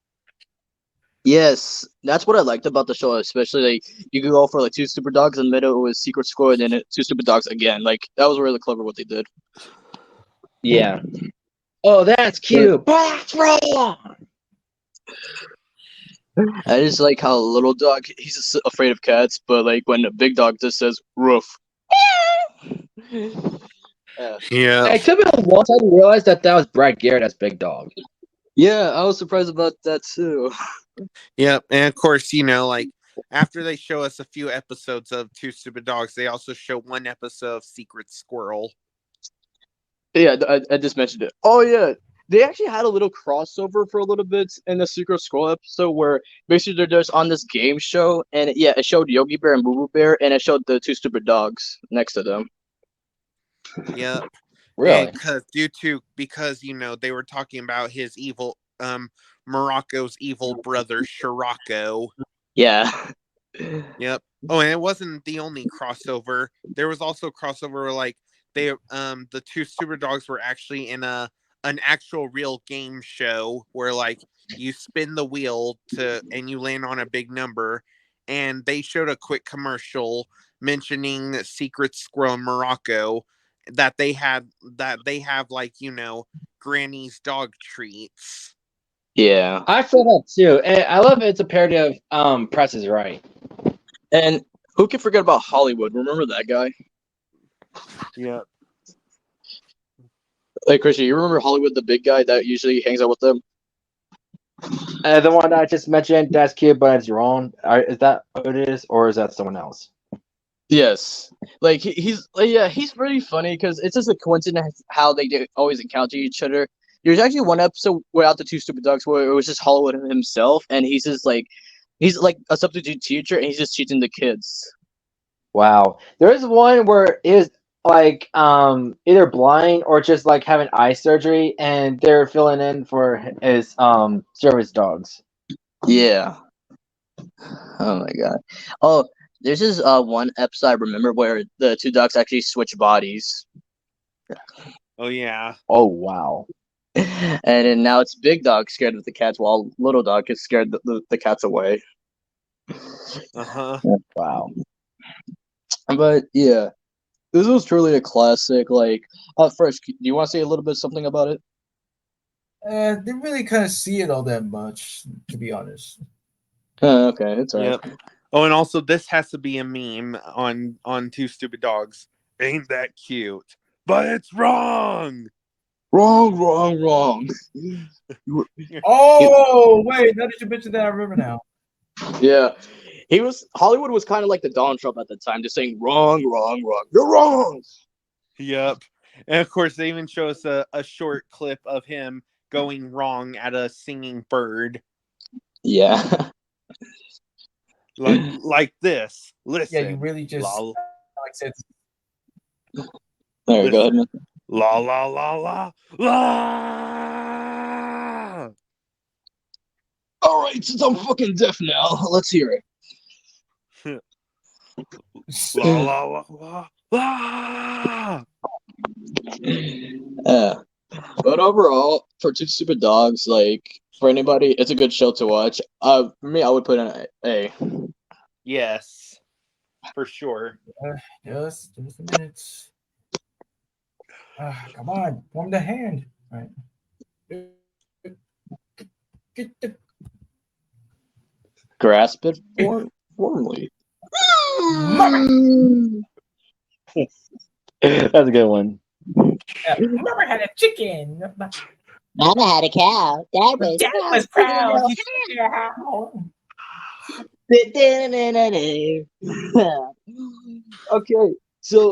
Okay, with Cow Chicken, this was my true introduction to Mr. Charlie Adler as we see today.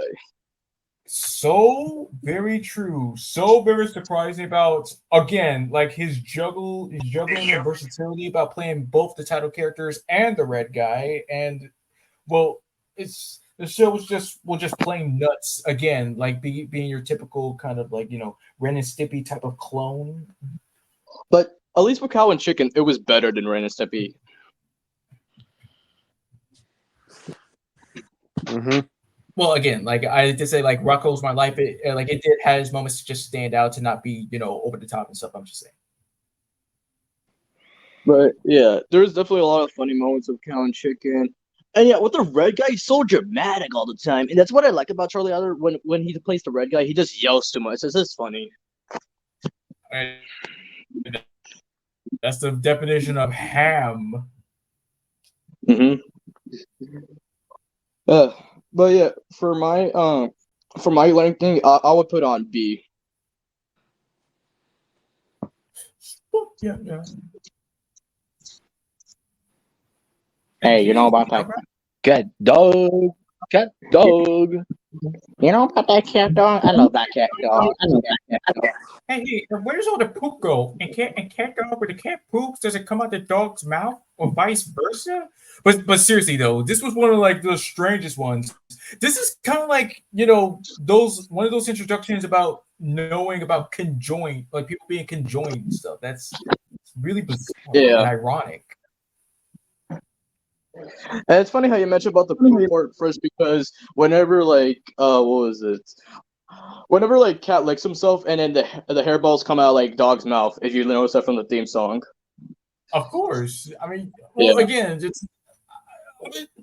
I'm just still so shocked about how I didn't know. I mean, yeah, conjoined and brothers and the theme song being a little bit, of course, weird, which is the sake of the show, but what really does stand out is the chemistry of Cat Dog themselves, Tom Kenny and Jim Cummings.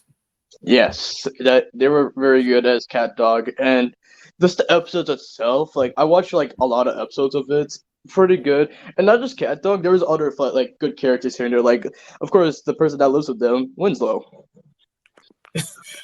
I mean, from his design, I'm like, what is he? I'm like, what? Supposed to be some kind of mouse? What kind of mouse looks like that? He looks just what? A cat dog.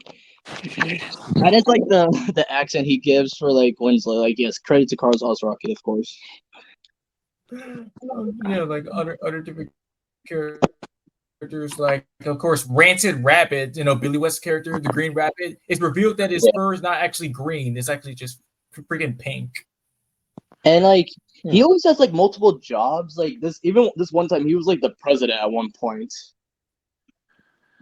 Yeah, what you say, the original Brooklyn Tea guy or Larry. Yeah, because I remember one of my favorite episodes is that of course the actor of this episode was my dog ate my homework. Basically, dog was eating everybody's homeworks. Typical. Yeah. And there was also even an episode where they found their parents. Yeah. and it explains so much why they are what they are today. There was actually an episode where Cat actually wanted to like split him and Dog apart. Yes, that's the episode I remember the most. Yeah. Oh my god. There was so much. What do you call it? What was it? Oh yeah, what was Clip's gang called again?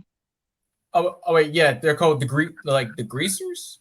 Yeah, the Greasers. Yeah.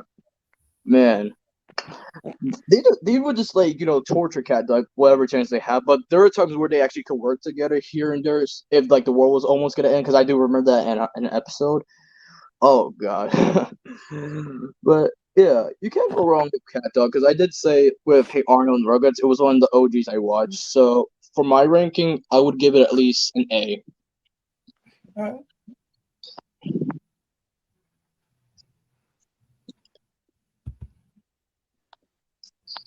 Hi there, man. it's me, Steve. Have you seen Blue, my puppy? I'm feeling sad right now. Oh, why so blue? Exactly. Oh, God. Really? Really? I was feeling blue, yeah, because we just found a letter and everything. But yeah, in all seriousness, yeah, Blue's Clues was a Nick Jr. classic. Yeah. Oh, of course.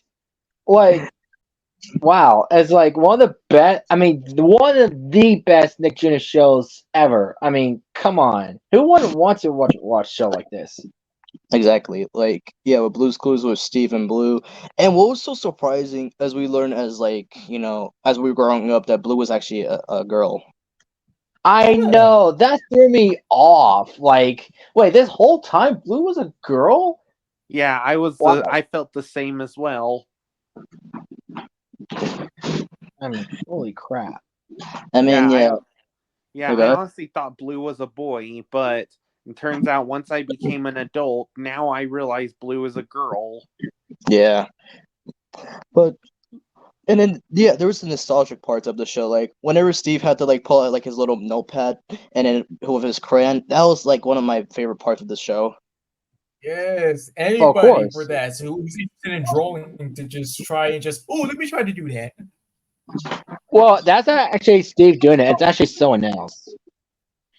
What? Oh my god. Yeah. He actually explained it in a live show. Like a Comic-Con thing. You ruined my childhood. No, I'm just kidding. But that's actually really cool. But yeah, one of the episodes I remember from Blue's Clues that were the best to me was like when Magenta had to get glasses. Oh. Do you prefer her with or without glasses? I don't mind. Like she actually looks good on the glasses. Like because of course she was having like trouble seeing because only dogs can see black and white in real life. That's true. That's true. Yeah. And it's like the beginning of like every episode. It starts with the library and it's going inside the book, and yeah, this felt amazing, especially the songs. And like, of course, when we always mention this about the mail. Mm-hmm. Oh man, I actually used to have a toy of the mailbox and Blue's Clues. I did not know that. Yeah, like I would open it up and have like the mail. It would actually show like one of the lines from the show from what Steve would say. It felt awesome.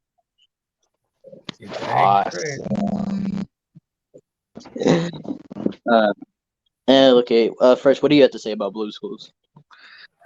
Just so amazing, so nostalgic. And later on about learning about like, whoa, Steve has a younger brother. That's awesome. And we was like leaving off to go on, and it was just wow. Yeah, and after the show, after Steve left, apparently people didn't like Joe, but I actually liked Joe. He was actually awesome. Yeah, I like Joe too. Like, because as a new perspective to it, like, whenever he, I know he doesn't really draw it; they just draw it by himself. But the riddles talk now, or clues. I mean, yeah. And what's so cool about the actor that played Joe, Donovan Patton, he actually was in another kids show, Team Museum as Bot, which was pretty nice. It took me a long time to know that, but that is still awesome. Yeah, and the fact that him and like Joe, Steve, and like Josh in the new Blue's Clues show. That was actually really nice. Mm-hmm. But yeah, Blue's Clues, I gotta see S tier. Oh yes, of course. Okay, I will put it there, but I just need to like step up for a sec, and because to do with this little monster. All right.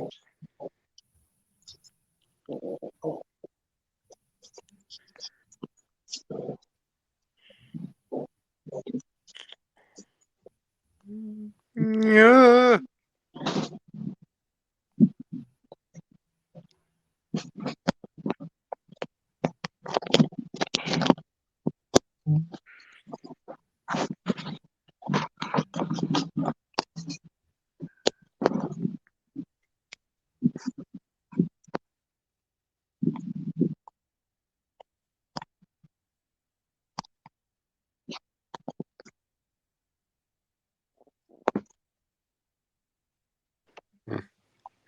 Hmm. Oh yeah, Christian, remember who's Steve and Joe's grandma? Blanche. Yeah, that was really surprising. I still didn't know. I didn't know that until I found I think on Google or like on YouTube, whatever. But that was still shocking to find out. Mm-hmm.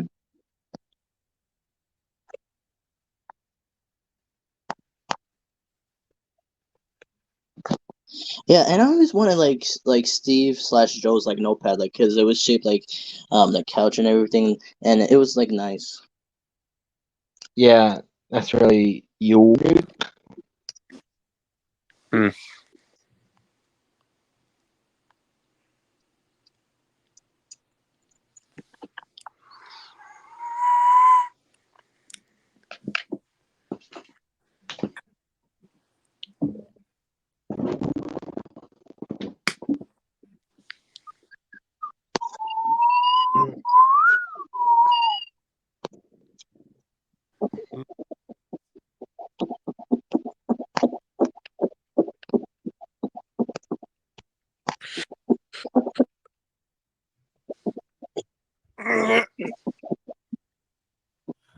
Okay.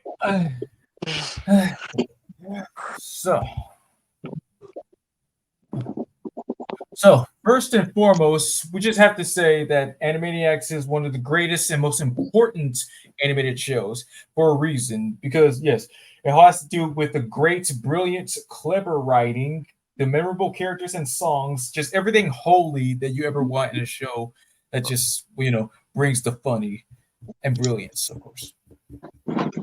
And does it to direct jokes.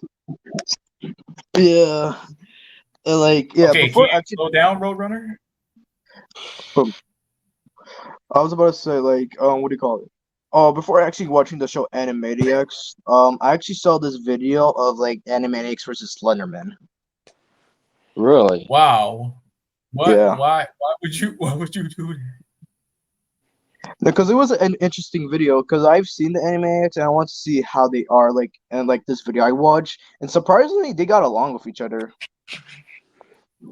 Wow, no surprise. I mean, that's no surprise there because it did say that they were too zany to be no one did that to be locked up in a freaking water tower and stuff. But well, anyways, how I got introduced to Animaniacs, I believe yes, there was a VHS. The only thing that I do remember was the song segment "I'm Mad," which features with the Warner siblings, especially Yakko and Dot, just bickering, getting on each other's nerves during a road trip, ultimately leads to a circus.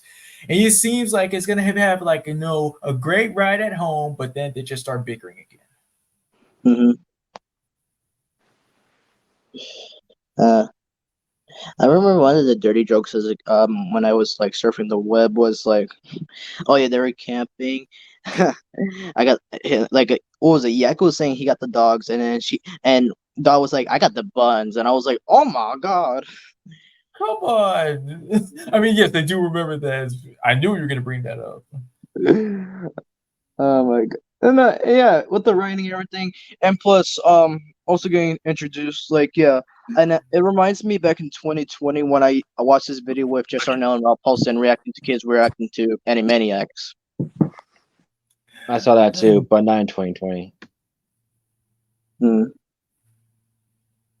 And it was so awesome to see, like, and yeah, that's actually the first time I saw Jess Arnell in person, like actually doing the Wacko voice. I was like, oh, that's pretty cool. All right. Even though it was the trailer for the Country Bears in 2000 and yeah, in 2002, 2003, whatever it was, shocking. But yeah, of here, Jess Arnell, yes, really good introduction, as well as Tress McNeil and some few notables. With my introduction, yeah, okay, with Jess, it was Secret Squirrel. With Triss, it was Daisy Duck. And with Rov, yeah, Fair Odd Parents. Let's see here. I mean, of course, everybody, for the greatness of the show, everybody remembers, of course, the nations of the world. Yeah, and the fact like it took only Rob Paulson one try to sing that whole entire song for the first time. It was beyond I amazing. know that still shocked me. And of course, giving our respect for this one character. Hello, nurse. Yeah, just something. I'm not just Hello Nurse, but also Minerva Mink. Like she was also like that, that incredibly.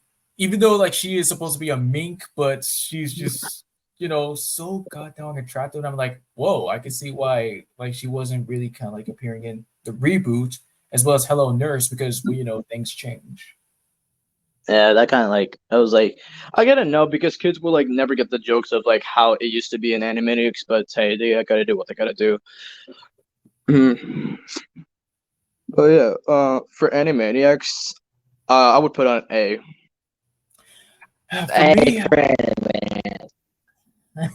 For me, I could have just seen some more, but I will eventually. I did see like that movie Wacko's Wish. It's really really awesome. I've never seen it, but I've seen a trailer of it. We're tiny, we're toony, and now We're we all got a little loony.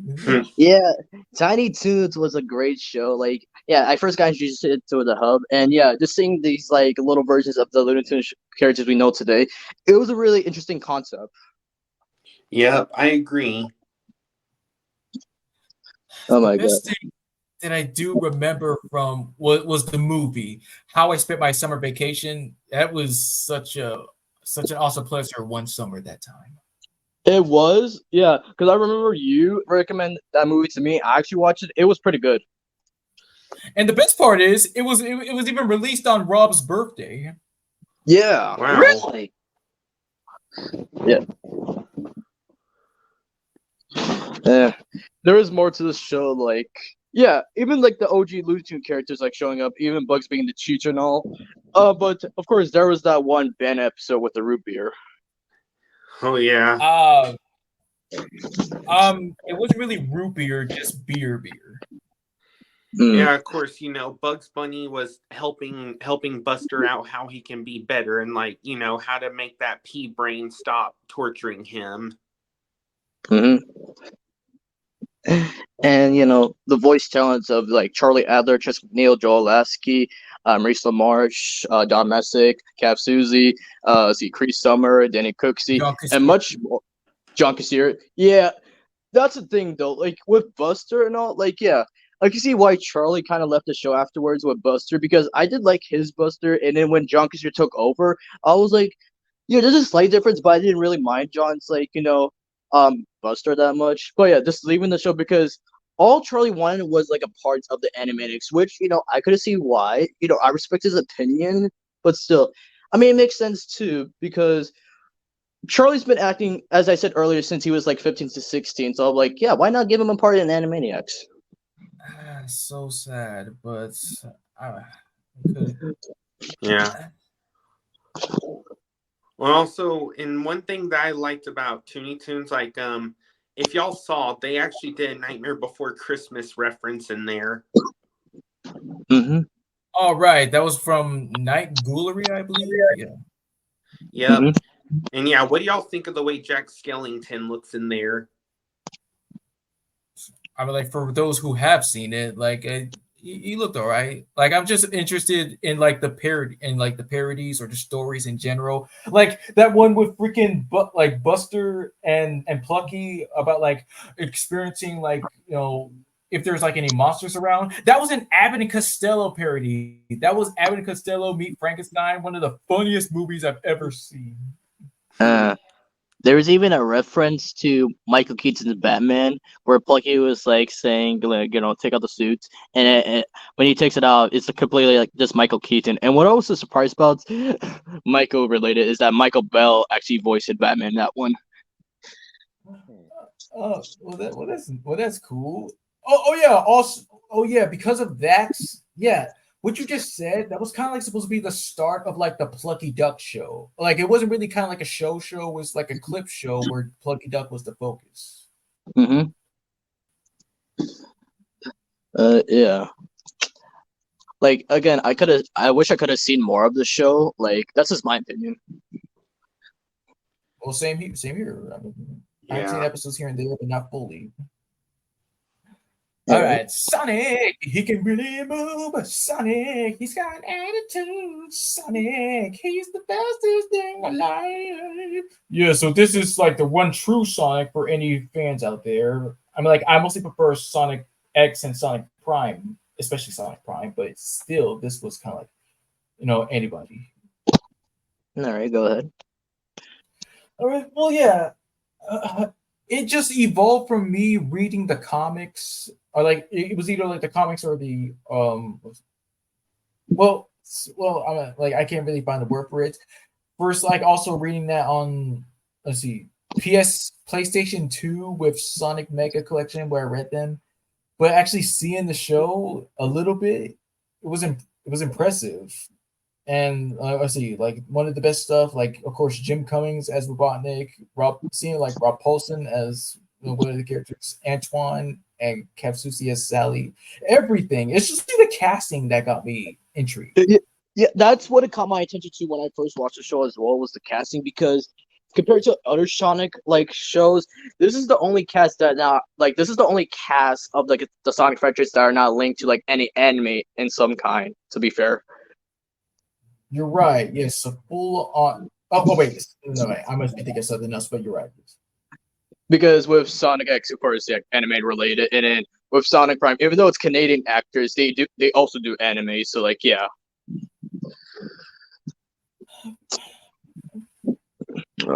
What else could I say? With Sonic's at it, it's one of the best ones I've seen. Like, I know compared to like Sonic Underground or Adventures of Sonic the Hedgehog, it was just so awesome.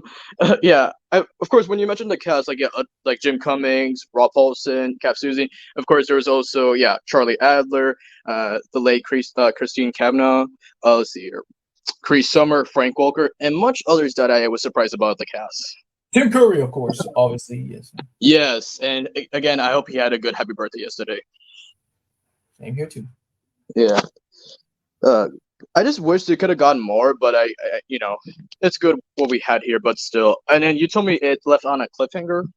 Yes, like it was like Sniffly saying like, "Now it's my turn." Blah blah. Yeah, it's time for me to take over for my uncle. For this, well, let me hear your ranking first. Well, yeah, could have seen more, but I do consider it. Yeah, there was some moments that were really cool to see. Mm-hmm. And you? I would put it on B because yes, I could have seen more, but I'll put it on B because it's like one of the best ones. Now with Hysteria, this was kind of like a little bit of Animaniacs, but it teaches you mostly about just anything history related.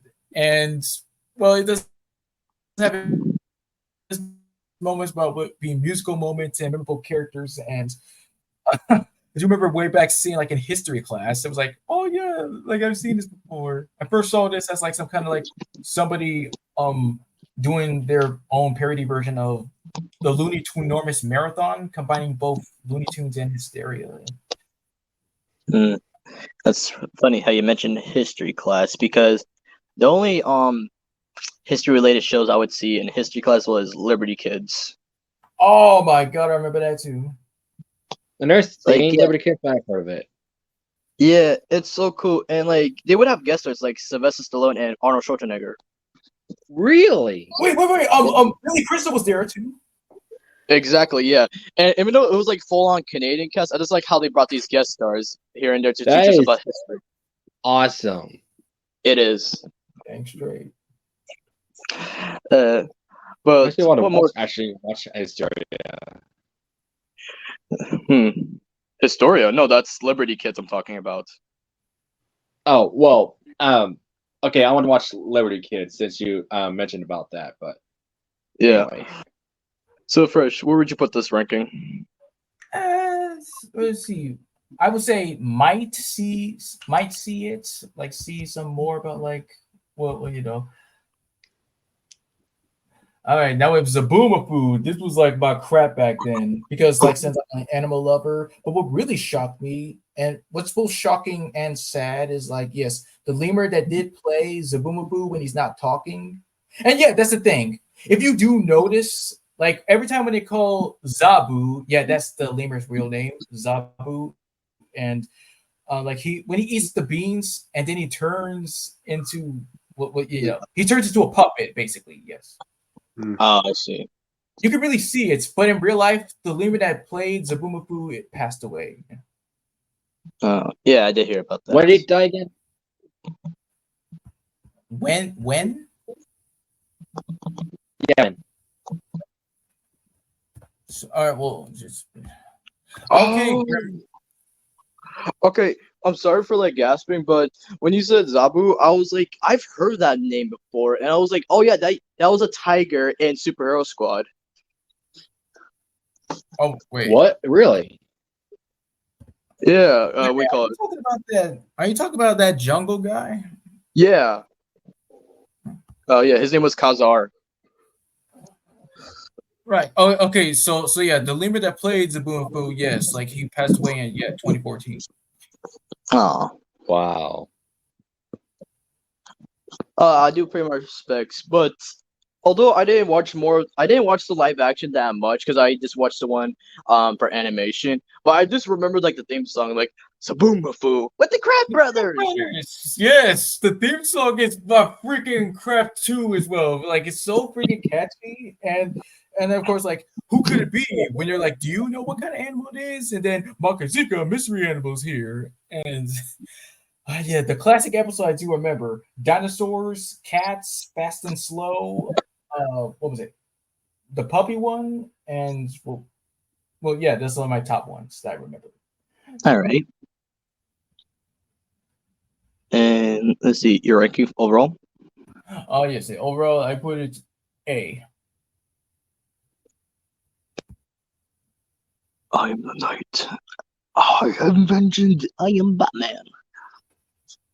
I was just about to say it. Oh god, yeah. Batman the anime series was an underrated classic. You mean underrated? Yeah. Underrated for you, in your opinion? Underrated means good, overrated means bad. I'm like, I don't really think people would consider this like underrated. It's probably like greatest interpretation of Batman for them. No, but Just I say still it's give like perfectly rated. Okay, that's not even a thing, but yeah, sure. Anyways, go ahead. So yeah, Ooh. like Superman is. No, go ahead. No, Okay, anyway, like Superman and Batman Beyond also saw every episode on HBO Max. Greatest thing ever. Like how the story is, the episodes were great, and characters were great. Kevin Conroy did excellent as Batman as his first time in the show. Mm-hmm. One of the first episodes I watched of the show was like, what was it? Harvey Bullock was getting framed for what he was doing, but it was actually Killer Croc the whole time. Oh, I think I forgot about that. But speaking of Killer Croc, it was showing a Killer Croc, Penguin, Ivy, and Joker, like talking about like ways that they took down Batman and stuff, but it turns out that Batman was Killer Croc the whole time.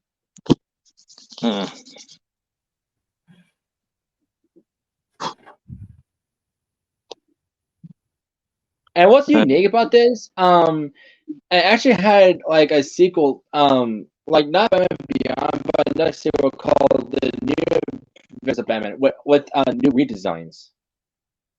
Yes. hmm I like people didn't like the Joker's design, but still, like it's I'm one of those people because why would you give him like black eyes? That doesn't make sense. Are you trying to be racist here? I mean, like, you worry about the eyes. I mean, like, everything, not just the eyes, but the lips as well. I mean, like, no red lips. I mean, like, that just kind of kills the character. Well, yeah, that's true, but everything else, well, not Commissioner Gordon. I'm not sure about that, but everything else, I'm fine with it. Let's see. Like, I was kind of interested in seeing it after watching Man Bat's origins from Watch Mojo, saying that he was the first villain of the show. I'm like, okay, that's kind of a little bit cool. But one episode that I remember very much, I'm like, well,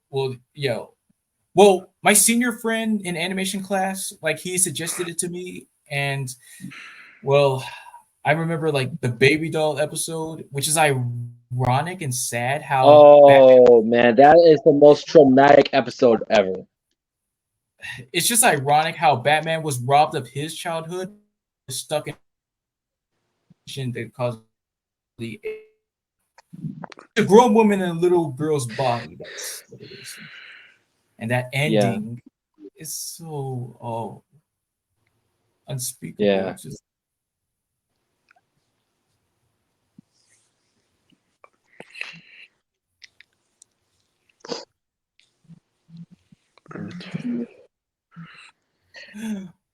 but like eventually, yes, I might see some more. But anybody else about opinion? No.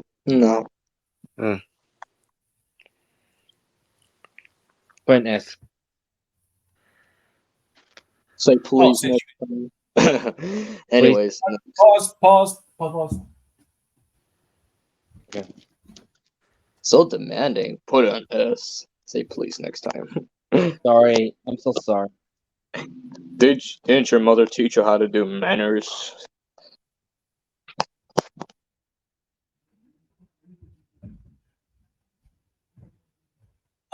Okay. Still got time. Okay, continue.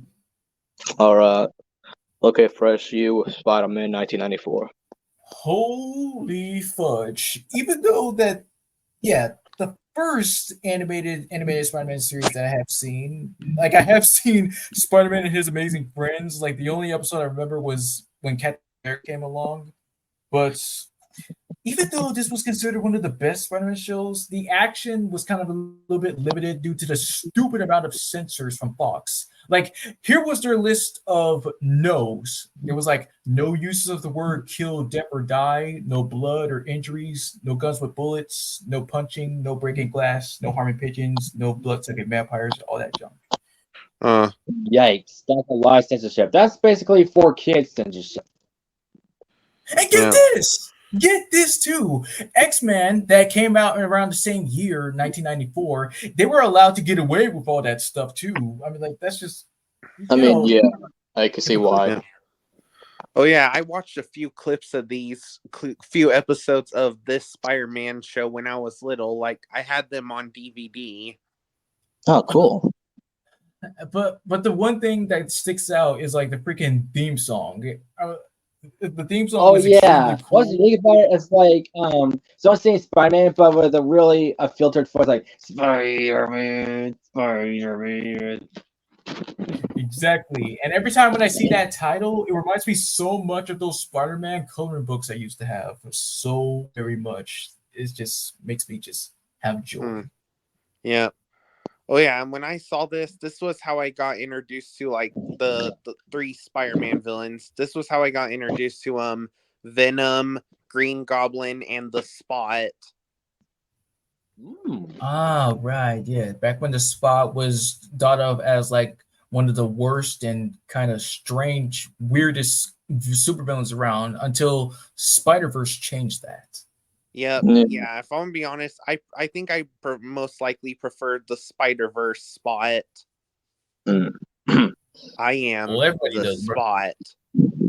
Yeah. What I can say about this show, like, okay, this is not my first anime show I've seen of Spider-Man. Surprisingly, it was the '60s one I saw as a kid. What? You saw that? Yeah, it was pretty good. It was just so shocking when I first saw, the first Sam Raimi Spider-Man from 2002. When I heard like the end credits song with Spider-Man, it was like, what? This was from the 60s? Yeah. And yeah, when I saw 1994's version a little bit here and there, like the animation looks so clean, and yeah, music here and there, and how they introduce certain characters, villains, or anything like that, it's pretty clean. I mean, What do you think about I mean, Spider-Man like it Unlimited? did look a little bit awesome about like the design about the suit with the web cape. It did remind me of 2099, but yeah, it's all right. Yeah. Yep. But one episode that I really do remember, which was so flipping cool, was when Spider-Man was teaming up with all the other versions of Spider-Man, and one of them, transformed into Man Spider. I was like, oh, that is horrifying. Why would they do it like that? I do remember Yeah. that, but my favorite version of Man Spider is the one from Ultimate Spider-Man. No shocker there. But let's see here. Oh, yeah. Shocker. Get it? You see what he did? Yeah. Shocker! Get back here! You Oh, yeah, can't escape me. Speaking of which, first, I what like did other- people before we call it Spider-Man 2, they want Yuri Lowenthal to say that. Well, they snooze, they lose. But I was about to say, Fresh, what did you thought of 1994's version of the Sinister Six? I mean, of course, the Sinister Six was always cool, but due to censors, be like, oh, it's too scary for kids. They were called the Insidious Six instead. Oh yeah. Are you serious? Yeah, I mean, and because of the action, because Spider-Man only relies on his web shooters, because he only threw like 3 punches in this show. Mm-hmm. That is so ridiculously lazy. See? You see what I mean? Wow. Oh my god. I can't. Okay, I get the censorship. Look, I know you try to be friendly, but I mean, come on. You could at least like make Spider-Man 1994 much more enjoyable if you like remove censorship just slightly. Just like Spider-Man awesome, not make him like a 3-punch superhero. It don't make any sense, but I get it. But what really stuck out, of course, also was like the casting, like so many different notable faces or voices, and Yeah. I gotta say, for one, it had to be the late Ed Asner who played DJ Jonah Jameson. which is ironic because in Spectacular Spider-Man, he would eventually be Ben Parker. Yeah. What do you call it? And then with Hank Azaria playing Venom and Eddie Brock, that was pretty cool, actually. It was. Let's see, who else was? War Machine played by the late James Avery. What? Yeah. No way. Mm-hmm. That's awesome. Let's see. Well, yes, Jim Cummings had Shocker and Man Spider, and let's see. There was also Mark Hamill as Hobgoblin. Yeah. Yeah. Let's see. The late great Mary Kay Bergman as Gwen Stacy. Of course, if you ever heard of this guy's name, the voice actor, Neil Ross as Green Goblin, he's pretty well known, especially being in Transformers G1, and of course in Kids Next Door when he was grandfather. Wow. Right. Yes. Thank you for reminding me about that. And Neil Ross was also like Wolverine one time. Yeah, that's true. Oh yeah, he also played that Cyclops in this Winter movie. What? No way. Yeah. Mind blown. So yeah, for my ranking because I could have seen more of it, but just like how I see it from the videos, I put it A? Me too.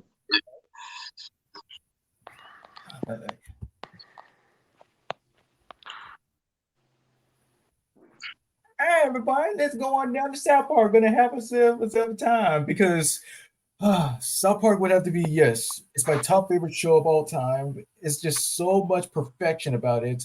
The writing, especially with the storylines and the dialogue, and well, the characters, the songs, and the movie, the games, and most importantly, the awesome broship of the creators Trey Parker and Matt Stone. Friends who met each other in college and then made this awesome piece of work and still doing great to this day. How would you like to shake my balls? What did you say? I'm sorry. I'm sorry. What I said was, how would you like to suck my balls, Mr. Garrison? Shit. I remember like it was just yesterday. My first episode lasted the Mexicans in season 15.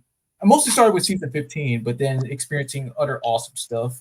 But yes, I agree with the creators that I hated the first 3 seasons, or maybe a little bit of 5, but well, everything got better. The first I've seen of this show before watching the episodes was the promos, the commercials. They would put it in Comedy Central at the time. Oh wait, didn't it say like meet South Park's blah blah blah? You mean that one? Yeah. Oh, when I got the DVDs, yes, I currently have 17 up until season 17 because later on it just kind of meh. I like season 18, but the point is, seeing that is just so something. And of course, the behind the scenes about how long does it take to make a complete episode of South Park? Well, 6 days, which is a little impressive. I mean, yeah, because hand-drawn animation. I know they're doing it with, clever, computer-wise now. But I just like how it's going back to like how they use it with paper. And then I seen the behind the scenes too, and how clever they are. Like how you told me how Trey just like write the episode while doing the voices, like just to make it more funnier.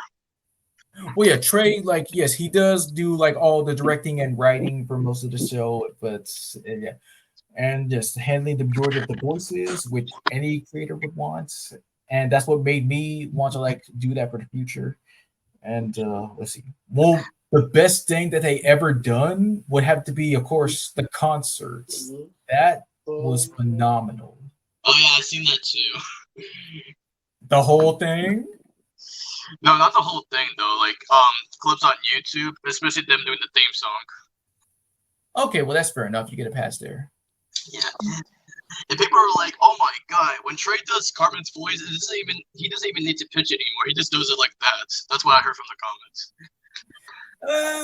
Well, they still just need to make the characters, the kids, just sound kid-like. I mean, like if you heard them like unpitched, which is like it's a little cool to hear.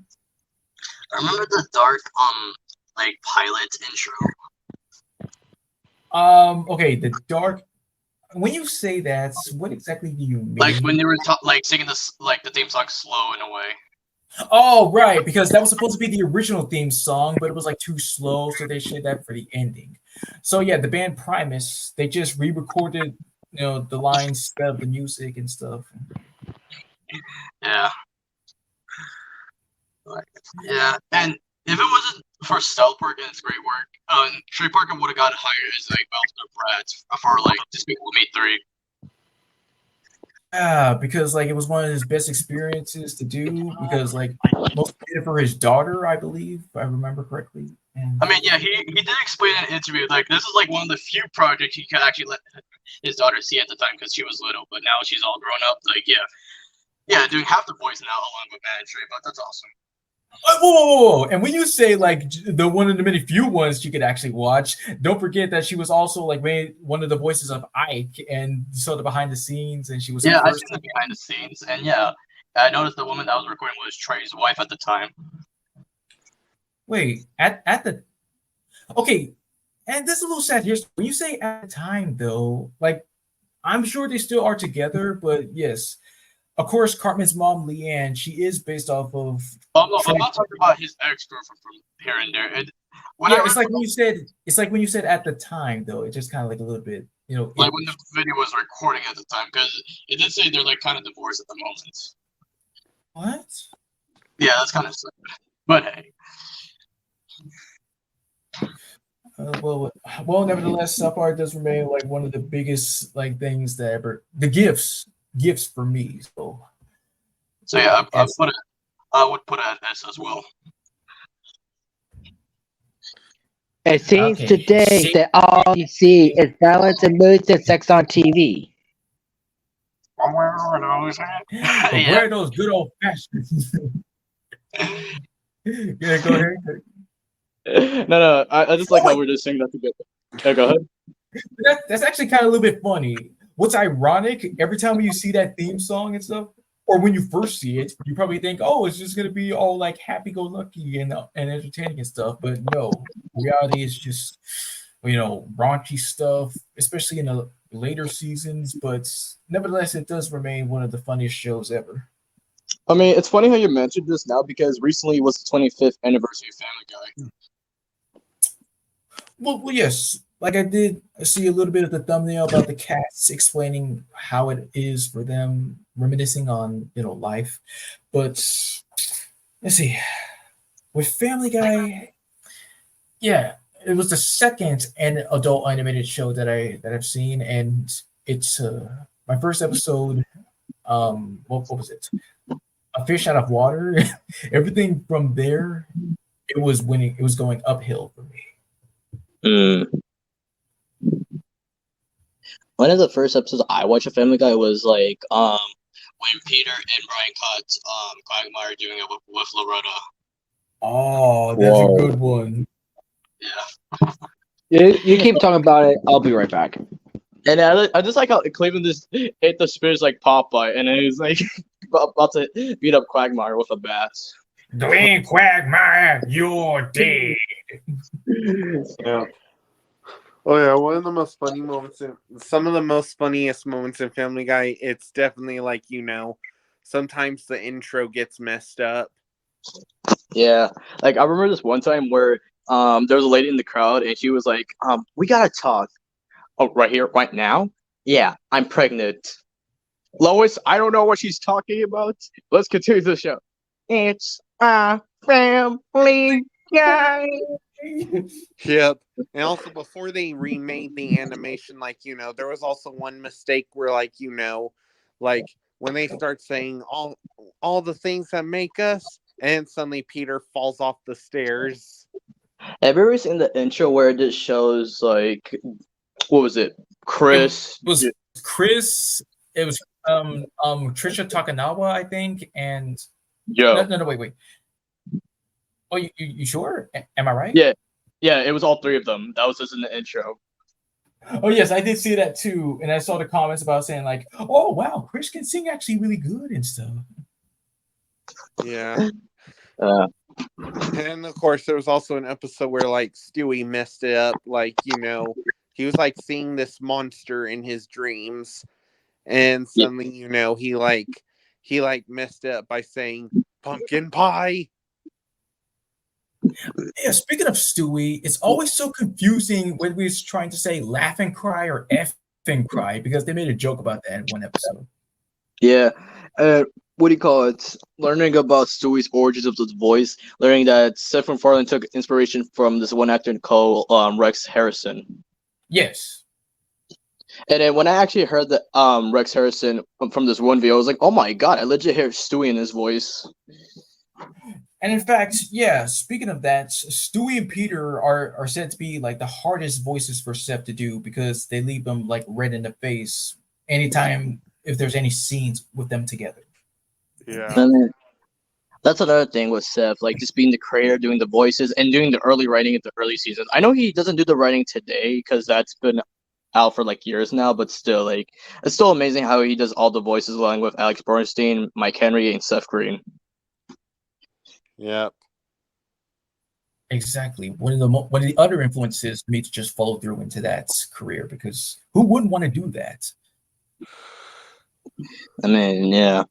And then going with from the original pilot, everything just looks so different. The animation, their clothes, in fact, the colors of it, and like everything was so different. Especially yes, like with Lewis. Wait. Yeah, Lewis actually having blonde hair instead of being a ginger, and yeah, that's why Chris is the only blonde. And well, Cleveland, he sounded like way much more different. And speaking of Cleveland's, there was never a problem with Mike Henry as Cleveland, but up until he decided to just step down, and now Arif Zahir is Cleveland, and he's doing a really bang up job. He is. And then with the pilots, Seth voiced yes, Peter, Stewie, and Brian, but in addition, he actually voiced Chris in the pilots. Yes. Yep. And then I was about to say, Richard McFarlane, his sister, actually voiced Megan in the pilots. Until it was Lacey Chabert before ultimately going with Mila Kunis. I mean, yeah. And go ahead, Mastermind. And yeah, of course, with the pilot, like, you know, the intros, like, you know, in the OG Family Guy, like, you know, the pilot, like, the people dancing on the stairs, like, it was all the same guy and the same woman. And now in the new intro, it's all the characters.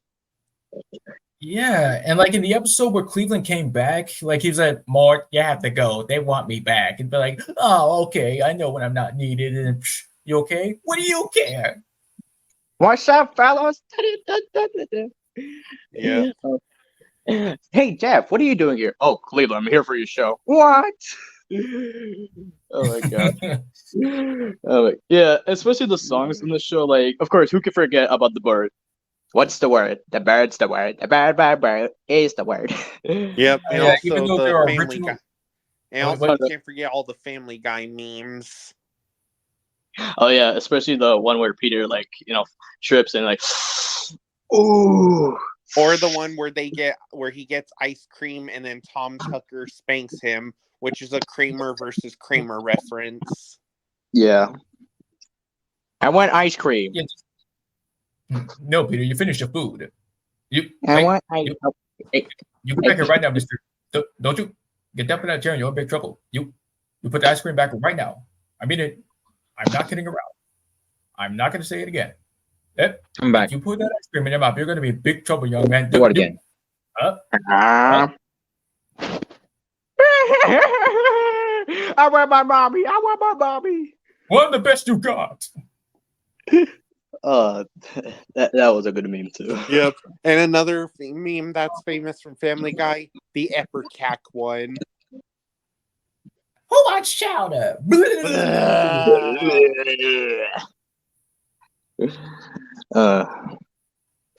But yeah, I do have my favorite episodes from Family Guy, like when Stewie and Brian go like to dimension to dimension. It's just really cool. That's the classic. Yeah, it is. Especially when they went to the Disney one. Yeah, that was like the best one. Oh, one of the hilarious ones as well was when they went to the Robot Chicken universe. Oh yes. yeah. Oh look, G.I. Joe, Thundercats, Transformers, and He-Man. Those shows existed. How does it feel to be on the major network for 30 seconds? Flip you! Bye. Yep, and they also appeared in live action as a real baby and a real dog. Brian, what is this? This feels weird. Hit the button. Hit the button. Hit the button. Yeah. Let's see. But my most favorite one that I've been seeing like way too much would have to be, what was it?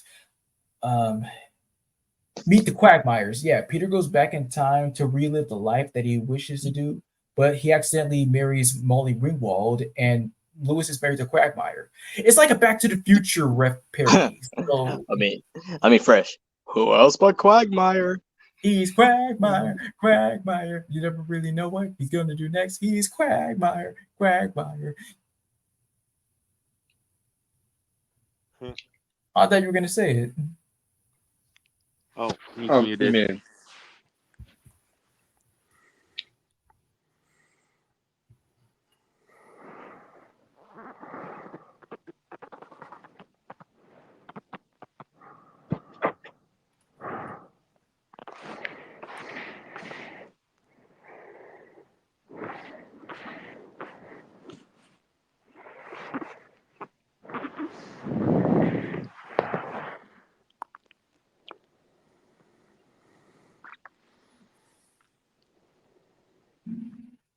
Oh, he'll be back.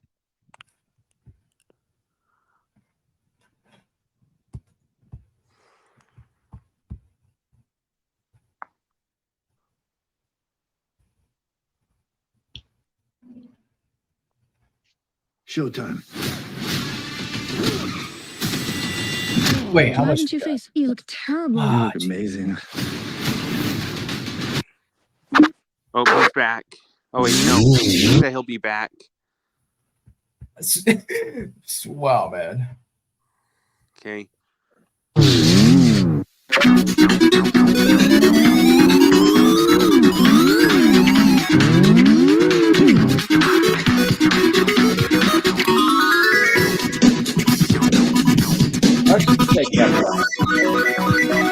What was that? I said I wish they kept that. Yeah, well, you know, things change.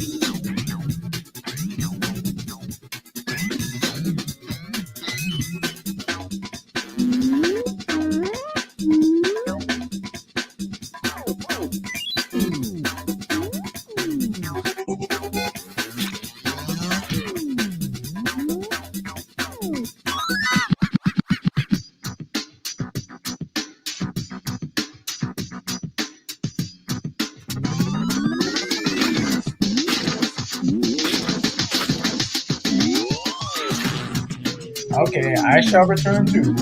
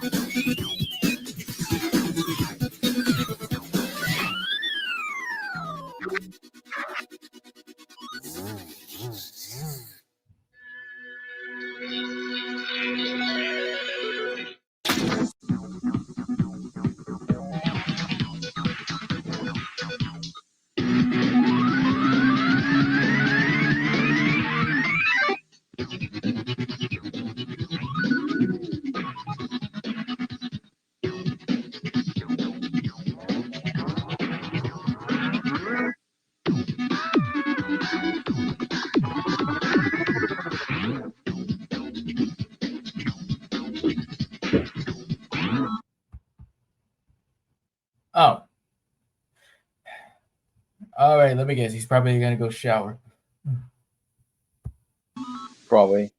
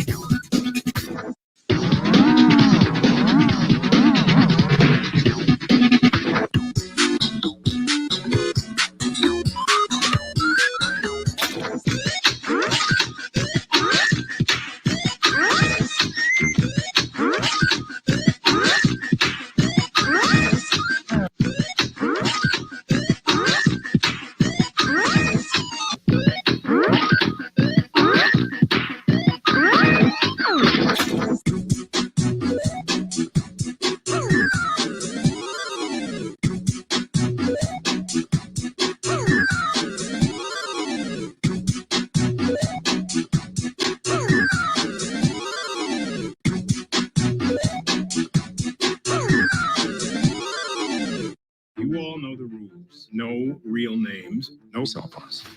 Whose kid is she? A very well.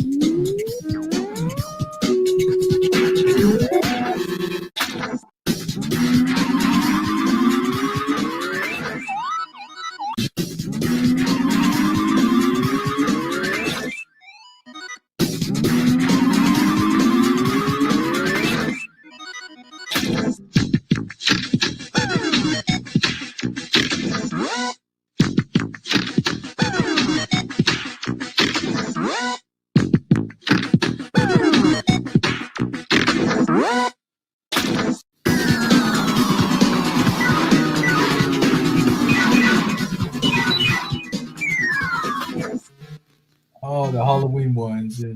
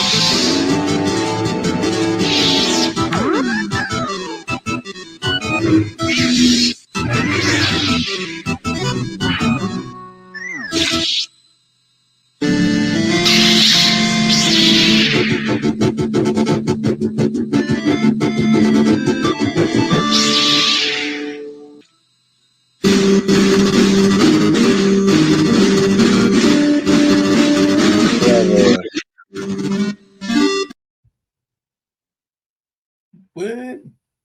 I said clever because they're using the Darth Vader thing.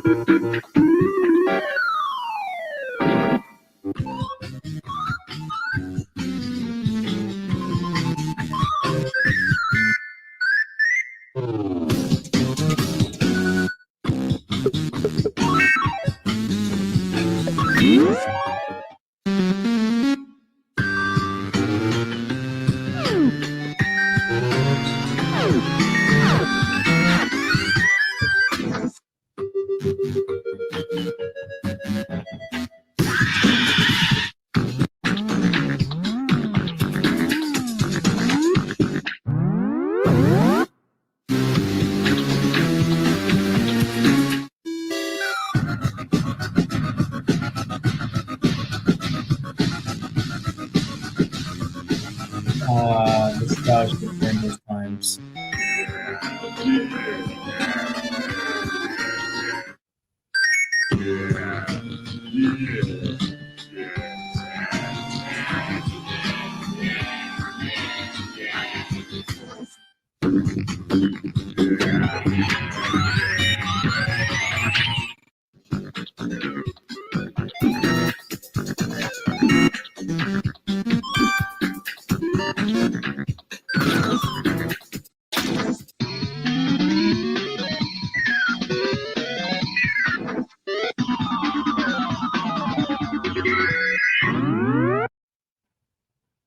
If you've watched the documentary American Symphony, you've probably been inspired by the resilience of John and Sule.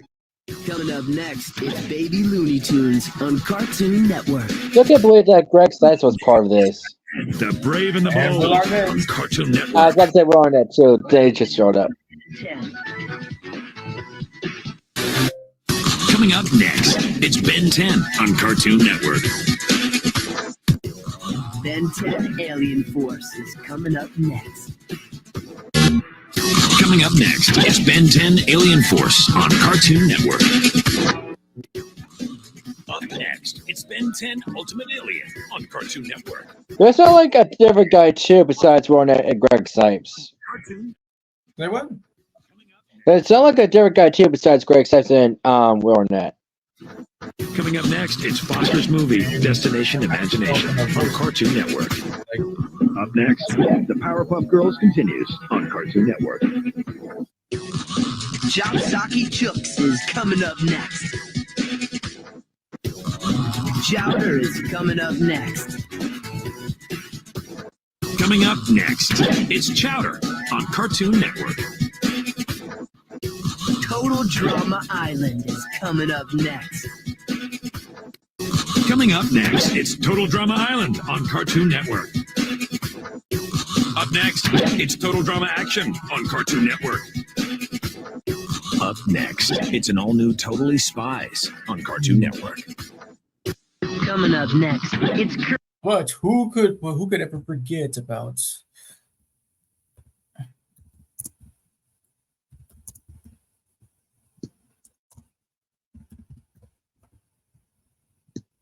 that?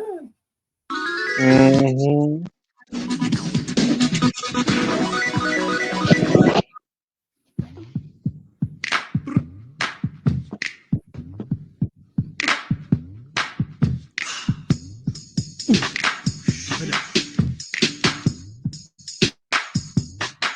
I wanna give a lesson in anatomy, yo. Learn about the structure of awesome TV. The name is Cartoon Network. There are two major parts. One has lots of action and the other lots of heart. Let me break it down and you will understand what and where and how to watch the lay of the land. Are you seeing this? Are you seeing this? Birthdays are not for hilarity. Chowder in the kitchen, flapjack out to sea. They keep them laughing like I can have a burger with cheese.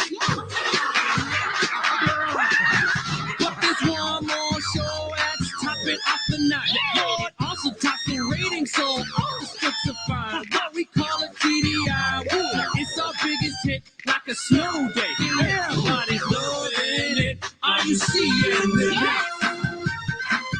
Are you seeing this? Have you ever heard the phrase, if you are here? It refers to the night that we jump it into gear.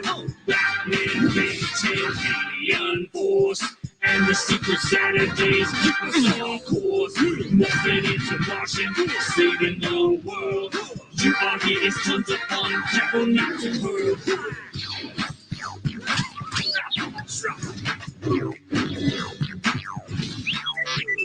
Everyone knows I'm Skywalker. General Grievous is a Jedi Stalker. And lightsaber battles, using the Force. Star Wars, Clone Wars, I highly endorse. So comedy's the heart, and action is the soul. They make this network come alive, that's how we roll. Are you seeing this? Are you seeing this?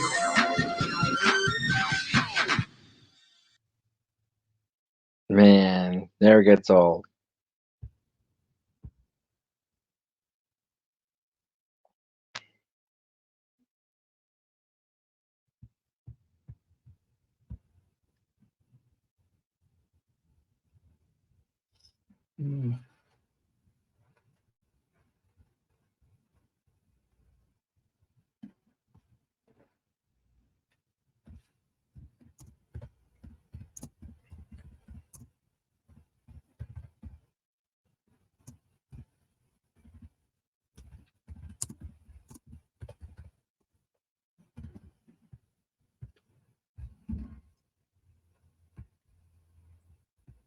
Old Power Sound Series with Peso Pluma.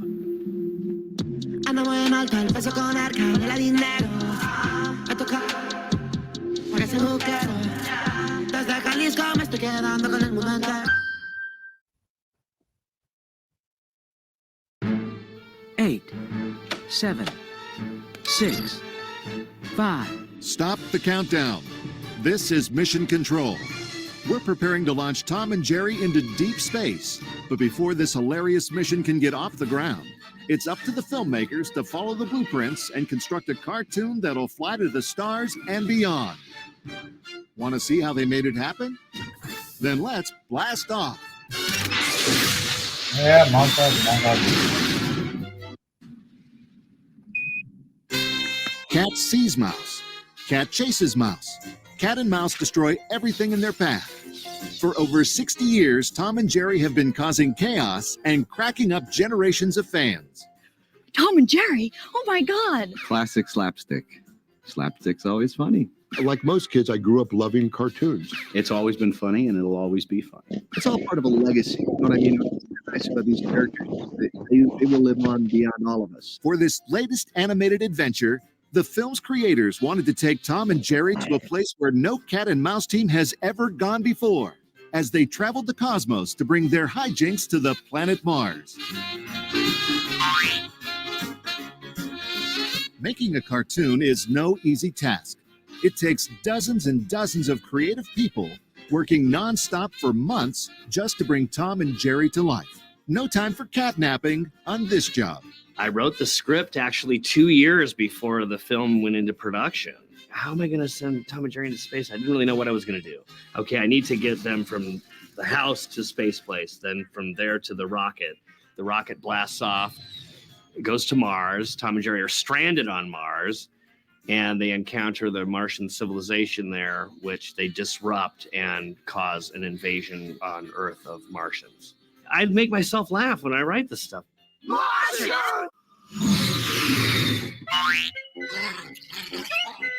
In any Tom and Jerry cartoon, there are a wide variety of oddball characters. So where do they all come from? This is where the character designers come in. They're the first people to put pen to paper, and it's up to them to create every one of the zany characters that inhabit the cartoon, whether it's drawing Tom and Jerry, Commander Bristle, or the bumbling scientists at the International Space Place. Every character you see in the film has to be created from scratch. And let's not forget the Martians. That's right, Martians, extraterrestrials, little green men. Well, you get the idea. Anyway, the filmmakers had a fun time coming up with the look of the inhabitants of Mars. They're green, of course. We just stuck with that as a traditional Martian theme, but they're weird. They look like they might have some reptile in them or some dough and some, I don't know, they're just really funky. You don't know what they are. They're Martians. Now that we know what the characters look like, it's time to transform the script from words to pictures. Enter the storyboard artists who take the story and turn it into a huge stack of sketches that show the animators just what kind of trouble Tom and Jerry are on it, visualized for the first time. We're kind of the first artists to really touch the story and visualize it. Okay, we've got all the equipment we need to make the cartoon fly, right? The countdown can't start just yet, because before Tom and Jerry can blast off to Mars, the filmmakers have to figure out what the red planet will look like, as well as design all of the neat stuff that Tom and Jerry get to destroy along the way. In this film, when they go to Mars, we take all those rules and totally ignore them and just put every color that doesn't go together next to each other and make Mars a really unusual place. It's just not the red planet, it's the psychedelic planet. Another important part of making a Tom and Jerry cartoon is the voices. What? Tom and Jerry don't talk, you say? That's true. Well, except for the occasional scream from Tom. For Tom and Jerry Blast Off to Mars, the filmmakers assembled some of the finest voice talents to lend their vocal cords to the wacky supporting cast.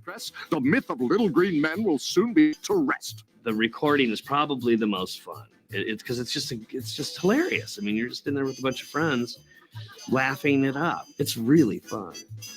Careful! Do not shoot! You may hit Pete or the Great Gloop! Ladies and gentlemen of the press, welcome to the International Space Place. Hooray for King Dean! Hail King Dean! Are we finally go for launch? Not quite, because the filmmakers still need to add those all-important sound effects. Sound effects are in a cartoon are very, very important. It's amazing how much sound plays in a cartoon. If you don't believe me, just turn the sound down.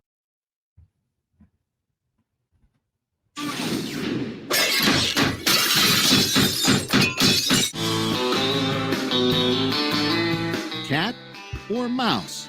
Which character do you think the creative minds behind Tom and Jerry cheer for? Yes. What's back? Don't sound too excited. Hey, man. Hello. All right, let's get back to business. Well, my mind's still gone, but man, I was worried about you. I was just eating Popeyes. Damn. It's so sad when a black guy goes. It's so sad when a black guy goes away for a while. Damn. Okay, but it's also that you have Popeyes. I just love how you just said that. Popeyes. I like how you just said Popeyes. No, I said Popeyes, but maybe the mic made you think I said that. Like, make me sound like a minion. Popeyes. Yes, I did have the Popeyes. I did have the fries. I did have the chicken sandwich. I did have a Sprite with it. Yes, I did like the Popeyes. Well, I'm glad you had a great Popeyes lunch. Yes, I did like my Popeyes. All right, back to business. So, overall score for Family Guy.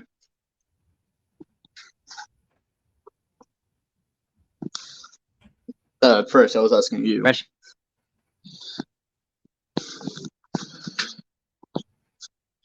Fresh, you there? Franklin, are you there? Oh man, I hope he's not having technical difficulties.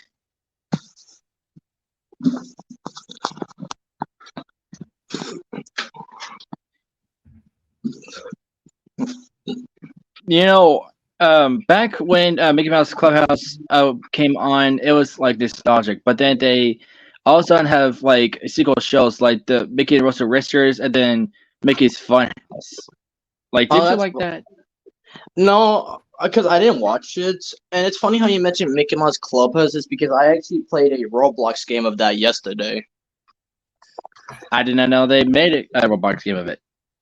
Yeah, they made it into a parkour obby kind of thing. Interesting. Yeah. Okay, to answer your question, yeah, I mean, yes, of course, the first 4 seasons, as people say, they were great, but later on, well, you know, everything goes to crap. So it's still funny, nevertheless. So I'm just putting it as B. Yeah. Okay, yeah. Adventures of Sonic the Hedgehog. Yeah, this along with Sonic Underground is where I first like got them at the store Ross, and they were like in DVDs with Adventures of Sonic the Hedgehog. It was called Tall Tales. It focuses on like 4 episodes that were based around tales mostly, and well, it was very cool. It's where I first heard Jaleel White as Sonic, and let me see. This was like around the time where it's revealed that Eggman's name actually is Robotnik. Eggman is just a nickname, but it's just fun to know about. And well, it didn't really suit right with me about how zany it was. And like with Sonic being like all just slapsticky, it didn't really kind of me, but I did enjoy it a little bit.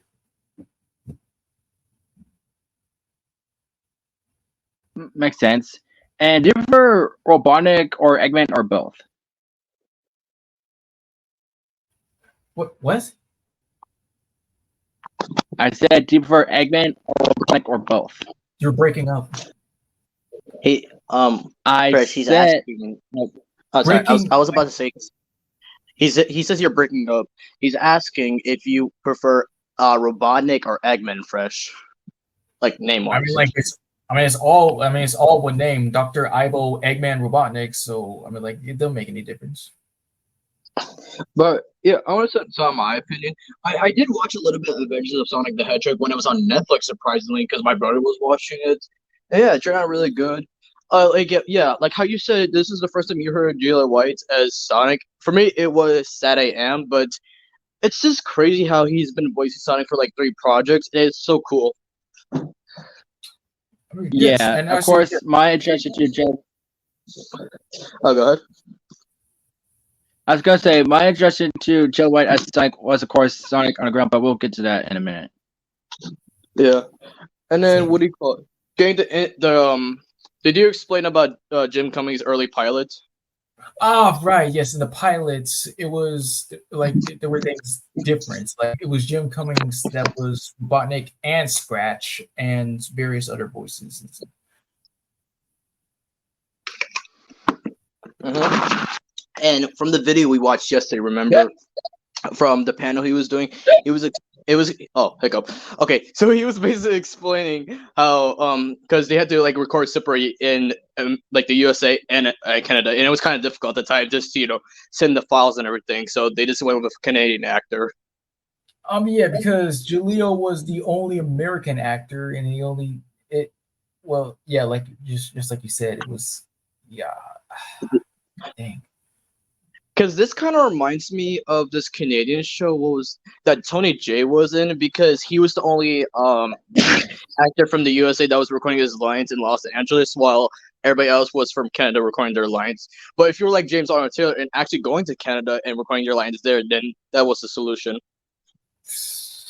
Well, it depends about if you're willing to do so or not, being lazy. But what are you gonna do?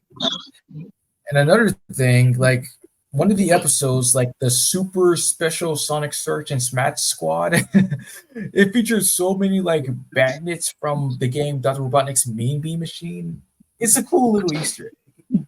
It is. And do you also want to tell about the Easter egg? A little bit of like the early castings of both Scratch and Grounder.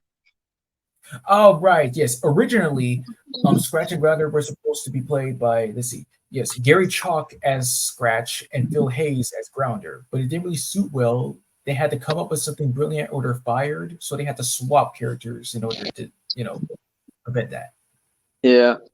And what do you call it? Yeah, before knowing about Adventures of Sonic the Hedgehog, my first introduction to Gary Chalk was the Scooby-Doo movie from I believe 2010. That's Mystery Incorporated. Yeah. And my introduction to Phil Hayes. No, wait. You mean I'm sorry. Yes, Mystery Begins. Yeah, I had to catch up on myself. Yeah, and my introduction to Phil Hayes before knowing he was in Adventures of Sonic the Hedgehog was both Yeah, surprisingly, Darby Whoopee Kid Dog Days. Did you remember that, Fresh? Who was? No, wait. Wasn't he Mr. Warden? Like, yeah, the guy who was also in the campsite that was like getting fraud and basically getting called out. God dang! I just Yeah. cannot believe that. Yeah, I found that the other day. Like, no, not the other day. I found that months ago. I was like, oh, that's pretty cool. And another introduction I got introduced to him was, yeah, Mixos with the Orbitons, where he uses that sergeant kind of voice. Because I know he used that for another Sonic character in Adventures of Sonic the Hedgehog. Yeah, Sergeant Doberman. But yeah, pretty unique cast in a way. And yeah, this, wish to see the show more. But in your opinion, Fresh, what would you put this on? I put it as B. Oh, okay. Hey, yo, Bobby! Hey, it's Uncle Tom! I mean, like, yeah, you make him kind of sound a little bit like Elmo, to be honest. No, that's funny. Because remember when we were doing the first Finding Nemo voice for all? That's how I played Nemo as Bobby. Oh I forgot you play Nemo. Well, Christian, you were not there for the first one. You were there for the Redux. Oh, I didn't know that. Yeah, but Bobby's World, I first discovered this back in 2021 because it's just unique how Howie Mandel could do that kind of voice. And it's very kind of a little bit sad-ish. I say sad-ish because, well, when he was choking on birthday cake, he accidentally created that voice. So yeah. Yeah. Oh. And what do you call it? Before knowing about like Bobby's World, the Muppet Babies, or like Gizmo, I actually heard him do that kind of voice when he was in vlogs of David Dobrik, and he would basically tell David and his crew saying he used to do this trick with any of his friends. He'd be like, sucking helium from a balloon. He'd be like, ha ha ha, what's a chunk of my voice box? And he would actually go to a hospital and say, to the first my voice as a joke. Okay, that's good. Wow. But yeah, speaking of the voice, just using the voice as for Bobby, Skeeter, and Gizmo, it's just unique. Oh wait, but not only does he voice Bobby, but he also voices his dad, Howie, as well. Which is based off him. Oh, that's and funny. And I like how in every episode it's just Bobby and Howie Mandel and like beginning it and this telling the story how it goes for the episode. I'm back. Big Mac, what's up? Yep, I was eating lunch. What you eating? Oh, I thought you were in the shower. I had soup. I had some soup and crackers. Nice. But Fresh, what was your introduction to Bobby's World? Okay, it was the episode Karate Bobby. It was like one clip about it that I can't really quite explain, but still, when the payoff, I've actually seen the show. It was bizarre. It was something about it that caught me about watching different episodes while I was doing my business, and just everything. Mostly the characters, especially with Uncle Ted, played by the late great Tino Insana. Yeah, he was like out of all the characters, he was like the best one because of how great of an uncle he was to Bobby. I was like, he was just so chill and fun loving. He rarely ever got mad, especially that one episode where he tries to get Bobby to like take some medicine, but he keeps demanding some stories. And it's like, all this time, all you wanted was a stinky glass of water. Hey, yo, Bobo, noogies. Oh man. But yeah, my first episode of Bobby's World was when he had to go to the dentist. Ah, that's a good one. Yeah. And I started watching more episodes to it. And yeah. And of course, what was it? Roger, his dog, was of course voiced by Frank Welker, which is awesome. And then who was that superhero you looked up to? Oh yeah, Captain Squash, played by the late great what was it? His name was Gary Owens. Yes. Yeah, who you may know as the Blue Falcon, of course. But yeah, he played the superhero really well. And there was also Rob Paulson and Pat Fraley. Yeah, they played these two recurring guys. What? Okay. Yeah, he said Mastermind's back. Wait, how did you? What did you do? It froze for me. Oh. Okay, but otherwise, Fresh, would you like to explain Rob and Pat's characters? Yeah, I mean, like, you just play these two recurring guys that show up at any occasion possible in order to just Well, you know. And this is one of the few times Rob actually plays a color character. And it was completely fine. There was nothing wrong with that. Yeah. And let's see Oh, here. let's not forget about Debbie Derryberry, Jackie, who has a crush on Bobby, and her like monotone voice is just kind of like a little bit off-putting for a little girl like that. That's also how I also got introduced to Bobby's World, is because in her Instagram she always mentioned I was in this show, I was in this show, and when she mentioned Howie Mandel, I was like, oh, that's awesome, man. I actually saw an old picture of her and Howie Mandel in the recording studio where they would record for Bobby's World, and that was a pretty good picture. Wow. Yeah. And other people I saw in episodes was Dan Castellaneta, E.G. Daly, and what was it? Oh yeah, one time Brad Garrett. There was also Gilbert Gottfried one time. Yes. But yeah, this is like 2021 took me back, especially with Bobby's World at the time. So for Bobby's World, I put on A. Yes, definitely. I wish with all my heart to fly with giants in a land apart. So I suggest you don't go to a beanstalk then. What? Hello, Giants. Jack and the Beanstalk? Come on. Fairy tale. I mean, of course I knew. Read your goddamn fairy tales, kids. Anyways, go ahead. Yes, this is by far one of my most favorite things as a kid. Like, first time this on a VHS, it's just, man, just really part of my childhood. Like, two kids, a brother and sister, going to the land of dragons with a magic stone. It's just, wow. Like, having adventures, like, learning lessons. It's a really great show. And I didn't know this until I rewatched it, like, in my teen years, that Andrea Limit was in it. Straight up. Even though I didn't yeah, watch. no, go ahead. I'm sorry. I was gonna say, even though I didn't watch the show that much, I did see it around, like people talking about it, and I want to mention about the actor Ty Olsson who played Ord. He did really good, and I was really shocked because what do you call it? I don't know if you knew about the Angry Birds camp show that was in back in 2021. If you heard of it, I think no, not really. Or kind of. Like he what do you call it? He got the honor to play Bomb. Yes, like so you did say that. Yeah, and yeah, it was pretty cool. Like, and I believe back when I was reading his page, apparently he was a Happy Gilmore. Huh? Wait. But go on with your story. Who are you talking to from that? Both of you. Like Christian was still going. So go ahead. Yeah, I'm good.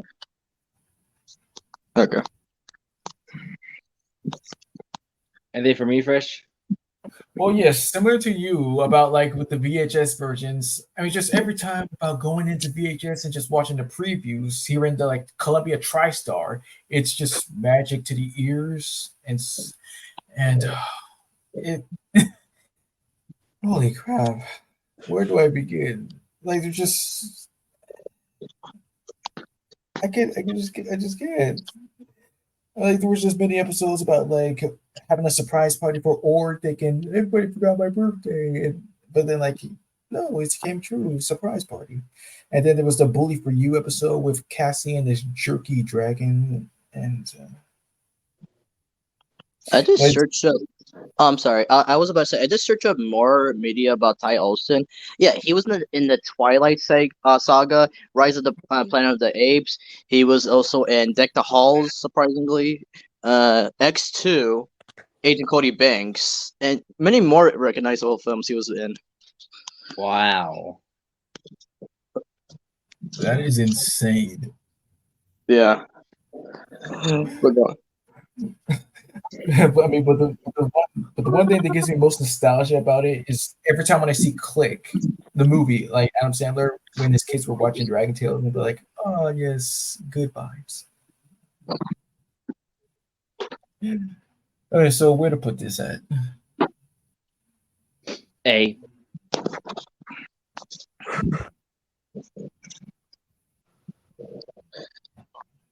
Oh, look at little turtle. Hello there, little turtle. Turtle. It's Franklin the turtle. Like, you ever saw the show? I've seen Franklin the turtle all the time as a child. I ever read the books of it. What is it? Yeah. Huh. How about that? Yeah, it was a very good show. Like, it's been a while since I've seen it, but God, this brought me so many good vibes. So around the time I was watching Franklin, I was also watching Little Bear. It's funny that you said that because it's kind of like a turtle version of Little Bear, in my opinion. It's just, that's what that is. This is Exactly what it is. Because Exactly. they do have like similar animation. Yeah. Oh God. But so much could go on with this show, like the episodes and like the plots to it, and especially when I mentioned about the books earlier. Like, yeah, it just takes me so back. The theme song that gets me every time.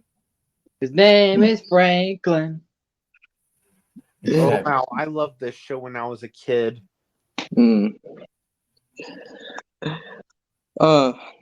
all I could say, in my opinion, I would put on A. Yeah. You are free to go. Run and be free while you can until it's class time again. Yeah. Oh yeah, I watched Franklin when on Noggin when Noggin was still around. Sure that. But time for now. recess. Yay, playtime! Yay! But wait, only 10 minutes. God damn it. But anyways. All right, you kids. You go on and talk about your recess now. Well, I'm like, this time I actually do remember my first one. Yeah, it was the episode called Randall's Friends. It was his birthday, and he tells his dad about like, oh yeah, I have a tons of friends. Well, I'm gonna be coming to your school to meet them. And be like, so Randall goes to the recess gang and tells them to pretend to just be his friends just for his birthday. Be like, forget it, what's in it for us? And then like, I won't snitch at all. And then there was like something about stealing Principal Prickly's flip flops or something like that, and they'd be like, "You're in trouble, Detweiler," and there's been like, "You set us up. You got TJ in trouble. You a liar." And Wow. it's like Randall, these kids are not your friends. No, Dad. And then, his dad just straight up snitched on him to Miss Finster. And I was like, what? I guess that runs in the family. Man. But later on, they got ice cream and made up and stuff.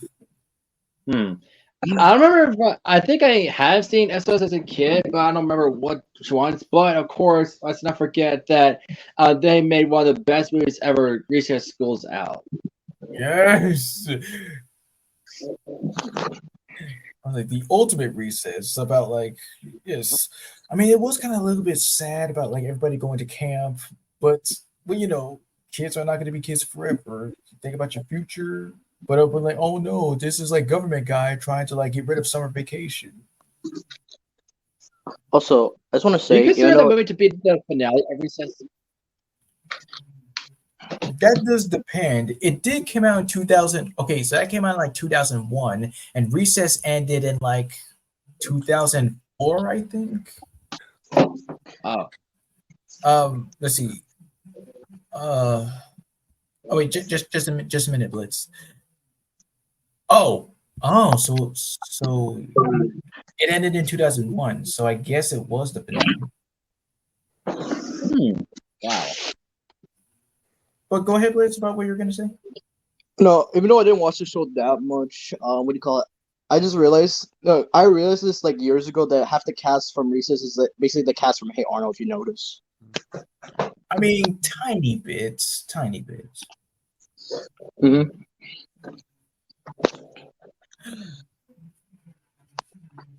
I mean, like it did say here that they made their final appearance in a crossover episode for the Lilo and Stitch series.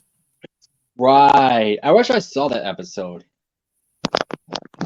Let's see what else was there. Oh yeah, what I really did like about Recess the most is like the Christmas movie with what was it? What was it called? Like it was like We're Recess going on Christmas. Third Street School. Miracle on Third Street, yes.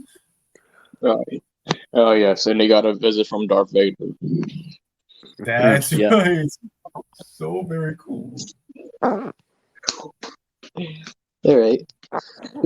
So, you youngsters, what would you put this ranking at? I put this in S. Yeah, I agree. S. Now you talk about Darkwing Duck. I'll be right back. I am the terror that flaps the night. I am the one that saves the day. I am the Nega Duck. Ah. Wow.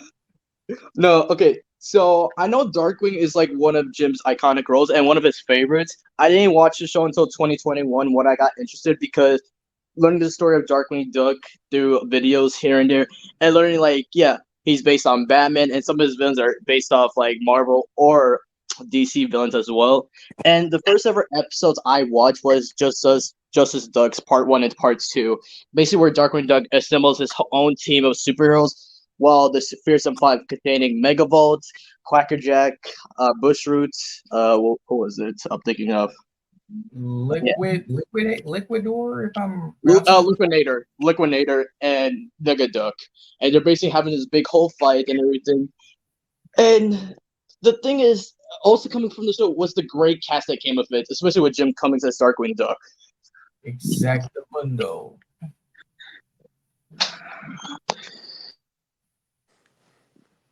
Like for me, like I could have just seen like more episodes. I've seen tiny bits, but what I did enjoy, what I do enjoy the most is like every time when he comes up with like phrases, like every time, like I am the terror that flaps in the night, I am the noun that verbs your noun or something. Yeah. And what do you call it? Every time I watch the backstory of each villain, like all four of them, it's pretty sad. Okay, with Megavolt, what do you call it? It was revealed that Darkwing and Megavolt actually went to the same high school together. Hey, awkward. And do you know what's Megavolt's real name? Okay, wasn't it something like what was it again? Elmo. Really? It is. And he, of course, he was the nerd of like the whole high school, and that's why he became a villain what he is today.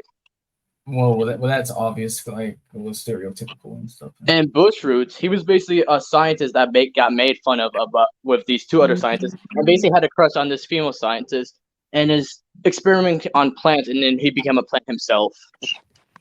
Oh yeah, I did see that. It was brutal. And then with Quackerjack, he used to own his own toy store, and then this became crazy when it shut down, and that's what he does today. Yeah.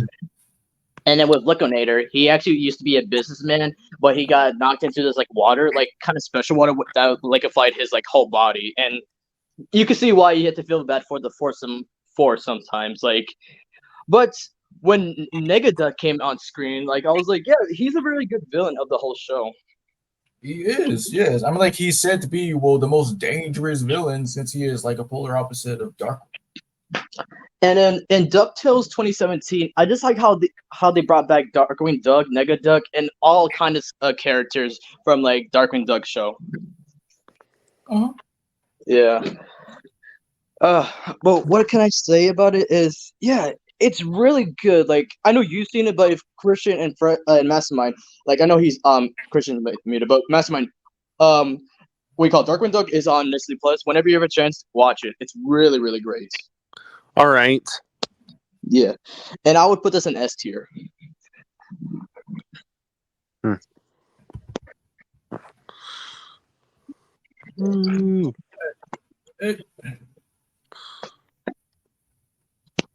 Yeah. I go for a smashing good time now. Yeah.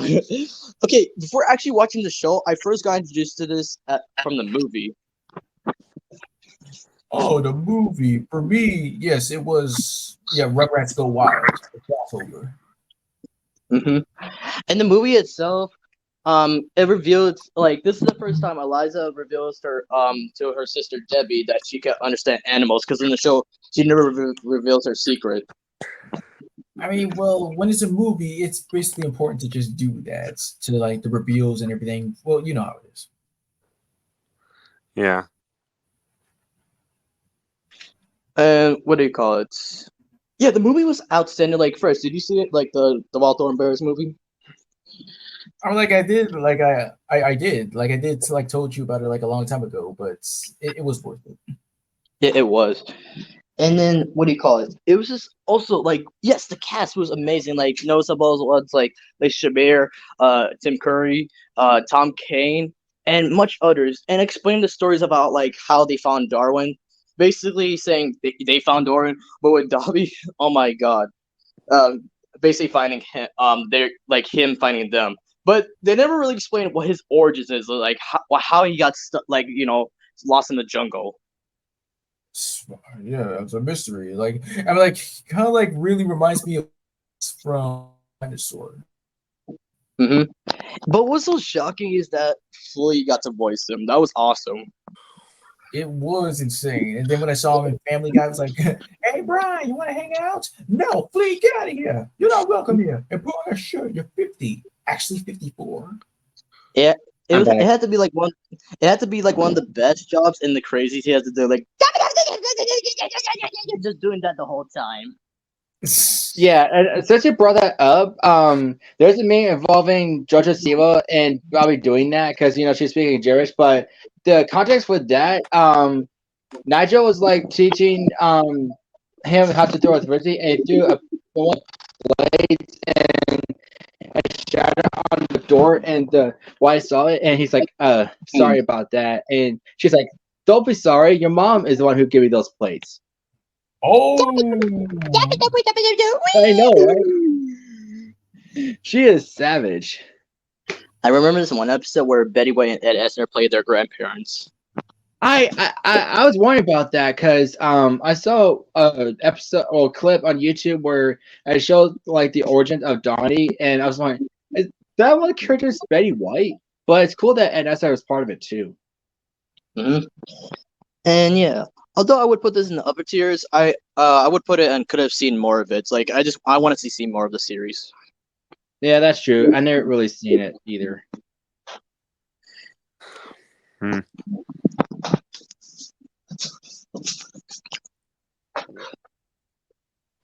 Sonic Underground. Sonic Underground.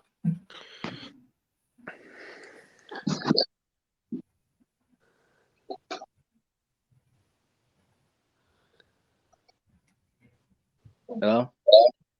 What? Oh, okay. I mean, like, yes, like I did say before, yes, Queen Alina had the foresight to give up her children to separate them in order for Robotnik to not find them. So yes, it was shocking for me. Once again, blah blah, to discover that Sonic had a brother and sister. And well, most people say that like what hurts the most is kind of like making it like having it be musical numbers here and there. I didn't like kind of like mind that. Three of my favorites are Never Give Up the Fights, True Blue Friend, and Sound of Freedom. So, and of course, Sam Vincent, he sing real freaking good as Sonic. Yep. And of course, what's even worse, like, in episode 1, Robotnik captured all the people that adopted them and turned them into robots. Oh, yeah, that's kind of a little bit messed up. Yep. Yeah. And speaking of Robotnik, first, what do you thought of Gary Chuck's version? I mean, it's fitting because it in Adventures of Sonic the Hedgehog, it said that he, along with Robotnik's voice actor Lon John Baldry at the time, when he passed away, like he had to take over since they were like really good friends. Oh, that's pretty cool. Yeah, I agree. This kind of reminds me of the story of Blake Clark with Jim with the voice of Slinky Dog. Oh yeah, now just say that. Yeah, that's kind of reminds me of that. But yeah, I did watch a little bit of the show too. It's actually really incredible. It is. Well, thanks for thinking so. But what always gets me, aside from the epic theme song, which is so freaking catchy, the start of every episode, I mean, like with the title card, it'd be like that guitar riff, just and then with the ending credits, Yeah. Oh, what do you call it? What do you thought of this version of Knuckles, voiced by Brian Drummond? I was expecting Knuckles to appear, period. I mean, it's crazy, right? It's crazy, yeah. And it's kind of like, yeah, he started with Knuckles and now he's currently Eggman. That is pretty bizarre. Mm-hmm. Let's see here. For Sonic Underground, I would put on B. Yes. All right. Seatbelts, everyone.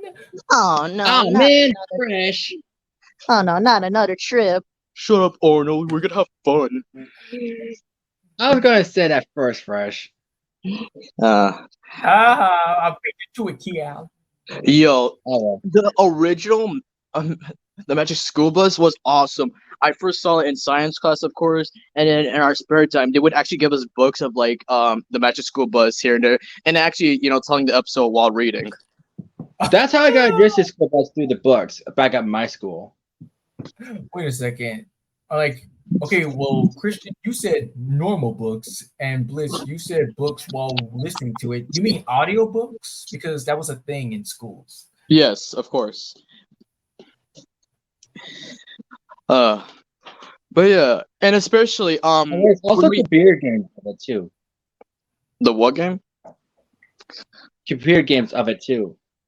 Oh, you actually play those? Oh, cool. Yeah, at my school they actually had a couple of computer games. One of them was the original school bus. And what about you, Mastermind? What do you remember from the Magic School Bus? Well, like what I remember from the Magic School Bus is like it's definitely all the great adventures they've been through and stuff. And like my first episode was the episode where Arnold took off his helmet. Yeah, I remember that. And then he turns to ice. Yeah. But yeah, what will really happen if you take off your helmet in space is you'll run out of air in seconds. And Or if you want to just go to Family Guy logic, just your head exploding. Yep. Or of course, Guardians of the Galaxy logic. But my first episode I watched was a classic one where they, of course, entered like Arnold's body. Yes, I started with that one too. Yep. Oh, and also get this. Spider Kevin showed me a video about the Magic School Bus, and apparently there were double gangers of Arnold. Yeah. Okay, thank you for bringing that up. Because I saw that in a theory. Because in one scene where they're inside Arnold's body, Arnold is in the school bus. Like, how does that happen? I don't know. They freaked it up. I mean, like, that's why they call it goofs or errors or crap. And the theory goes because after like the show ends, there's usually these people that kind of look like the characters but adult forms. Like, yeah, that's where the doppelgangers theory comes in. Yep. And yeah, it wasn't just in Arnold's body, but there was also an episode where like Arnold was supposed to be dressed up as something, and Arnold is in there with the kids talking to someone.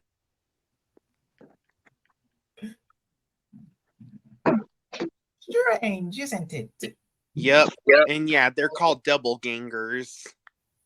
I mean, yeah, but overall, I would give this an A tier list. Like, it brought back so many memories from science class, especially with Bill Nye the Science Guy. But who could forget that slapping theme song, though? Yes, And it became a meme too. Have you ever seen the behind the scenes of like with all the kids recording? What? No. I wish. And the fact that like the actor that plays Miss Frizzle got to play Aunt May in the Spider-Verse. Exactly. No way. Yes, way. Oh yeah. Now with the Arthur theme song, I was surprised that Bob Marley's son did the theme song. Yes, so very much. Oh my god, like this was my go-to show whenever I came back from school, either from 3rd grade and 4th grade. It would slap, like the episodes as well. Like it just brought back so many memories. You know, I thought it would end by now because I stopped watching it like because I had school a lot and I barely watched it. And I thought it would end like many years later, but I was surprised that it was still going on. I mean, it did end, remember? I know. But for Arthur, I would put on S tier.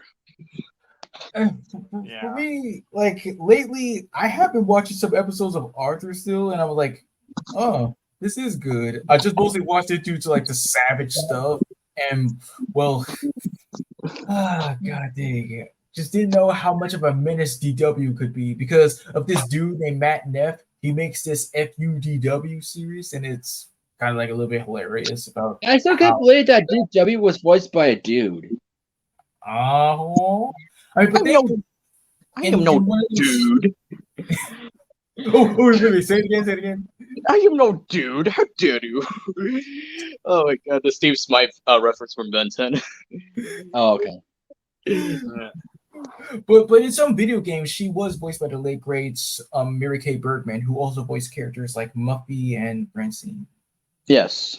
There's also computer games of that too, and I remember there's one that required like you color the coloring pages, and there's one that required DW, and you using the capital like water balloons and like try to turn a dragon. Mm-hmm. Wow. Memories. This was one of those many rare occasions where, I mean, someone like the animal species, you never expect them to be that actual species because I honestly thought that Arthur was some kind of bear, but learning that he was an aardvark, I'm like, he doesn't look anything like an aardvark. What's cool about the show that it had its own spin-off with Buster. Yeah. Because although it was unknown at the moment, because people always forget that Buster has his own spin-off show. It didn't really do all that good, but I did enjoy it. Oh, me too. It's a banger, man. Hey, I told you not to touch it. Who's Hey, I thought just go Super Saiyan. One Punch Man, go! Arthur. And we go to Tailspin. Oh wait, where did we put this again? Hey.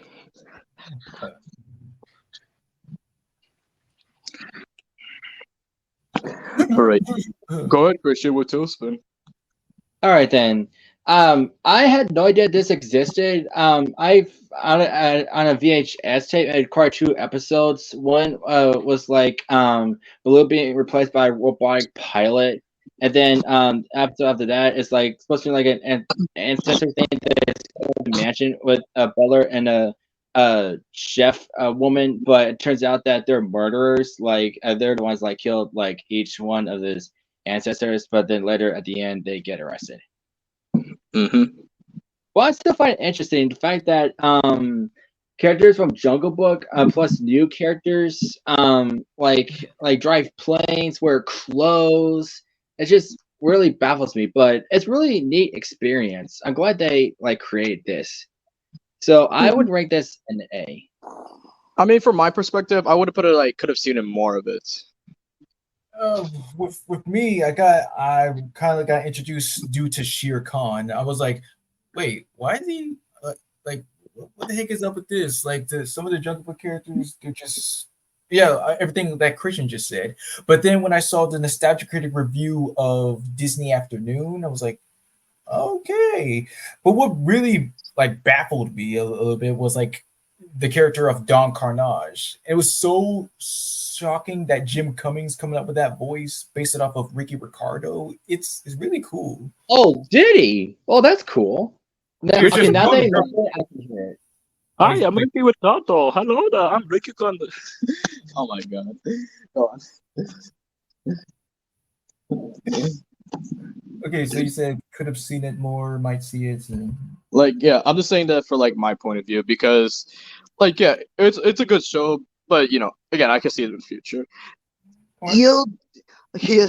It's some angry beavers. I don't like these beavers. I don't. No, I'm just joking. All right, go ahead first. Like Broncos Modern Life, I didn't know about this until Nicktoons Attack of the Toy Bots. But then later I found out that Richard Stephen Horvitz is one of these characters. It's crazy, right? Yeah, Joe Fresh, you've seen a little of the show, so what do you say? I mean, the only episode I do remember, I think they were trying to like stay up, but all I remember they were having like a pillow fight. They were like pillow fight, pillow fight. That's the only episode I remember. So I think for this occasion we could have seen more of it. Yeah, agreed. Fine. Fine. Move. You move. No, I'm just playing. Now for Rocket Power, I actually got just to it as a kid through a chapter book. A chapter book. Whoa. What? Yeah, they had like books of it, and chapters. I don't remember what it was about, but as how I knew about this show. Wiggity, yo, dudes, we're about to ride our skateboards. We're not totally like the first version of Wild Grinders. Totally not. I mean, like Wild Riders shouldn't really exist in the first place. No disrespect to Rob Dyrdek, but Hey, okay, yeah, I respect your opinion, but you gotta admit, Wild Grinders was one of the best ones. Come on.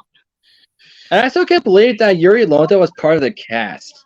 Yeah, Yuri Lowenthal, Cam Clark, and of course, Cal Mitchell. What's that? I said Yuri Lowenthal, Cam Clark, and Sorry. of course, Cal Mitchell. also Stilo Brim and Chanel West Coast also. Yes, of course. So that's technically my introduction to Rob Dyrdek and such before I saw Ridiculousness.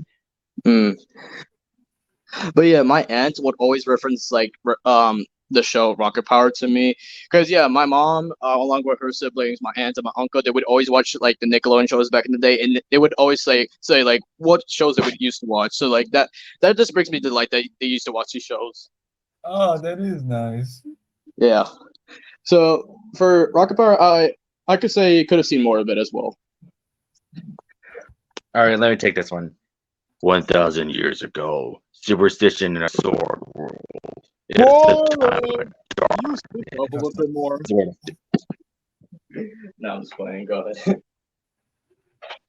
You want me to start over or what? I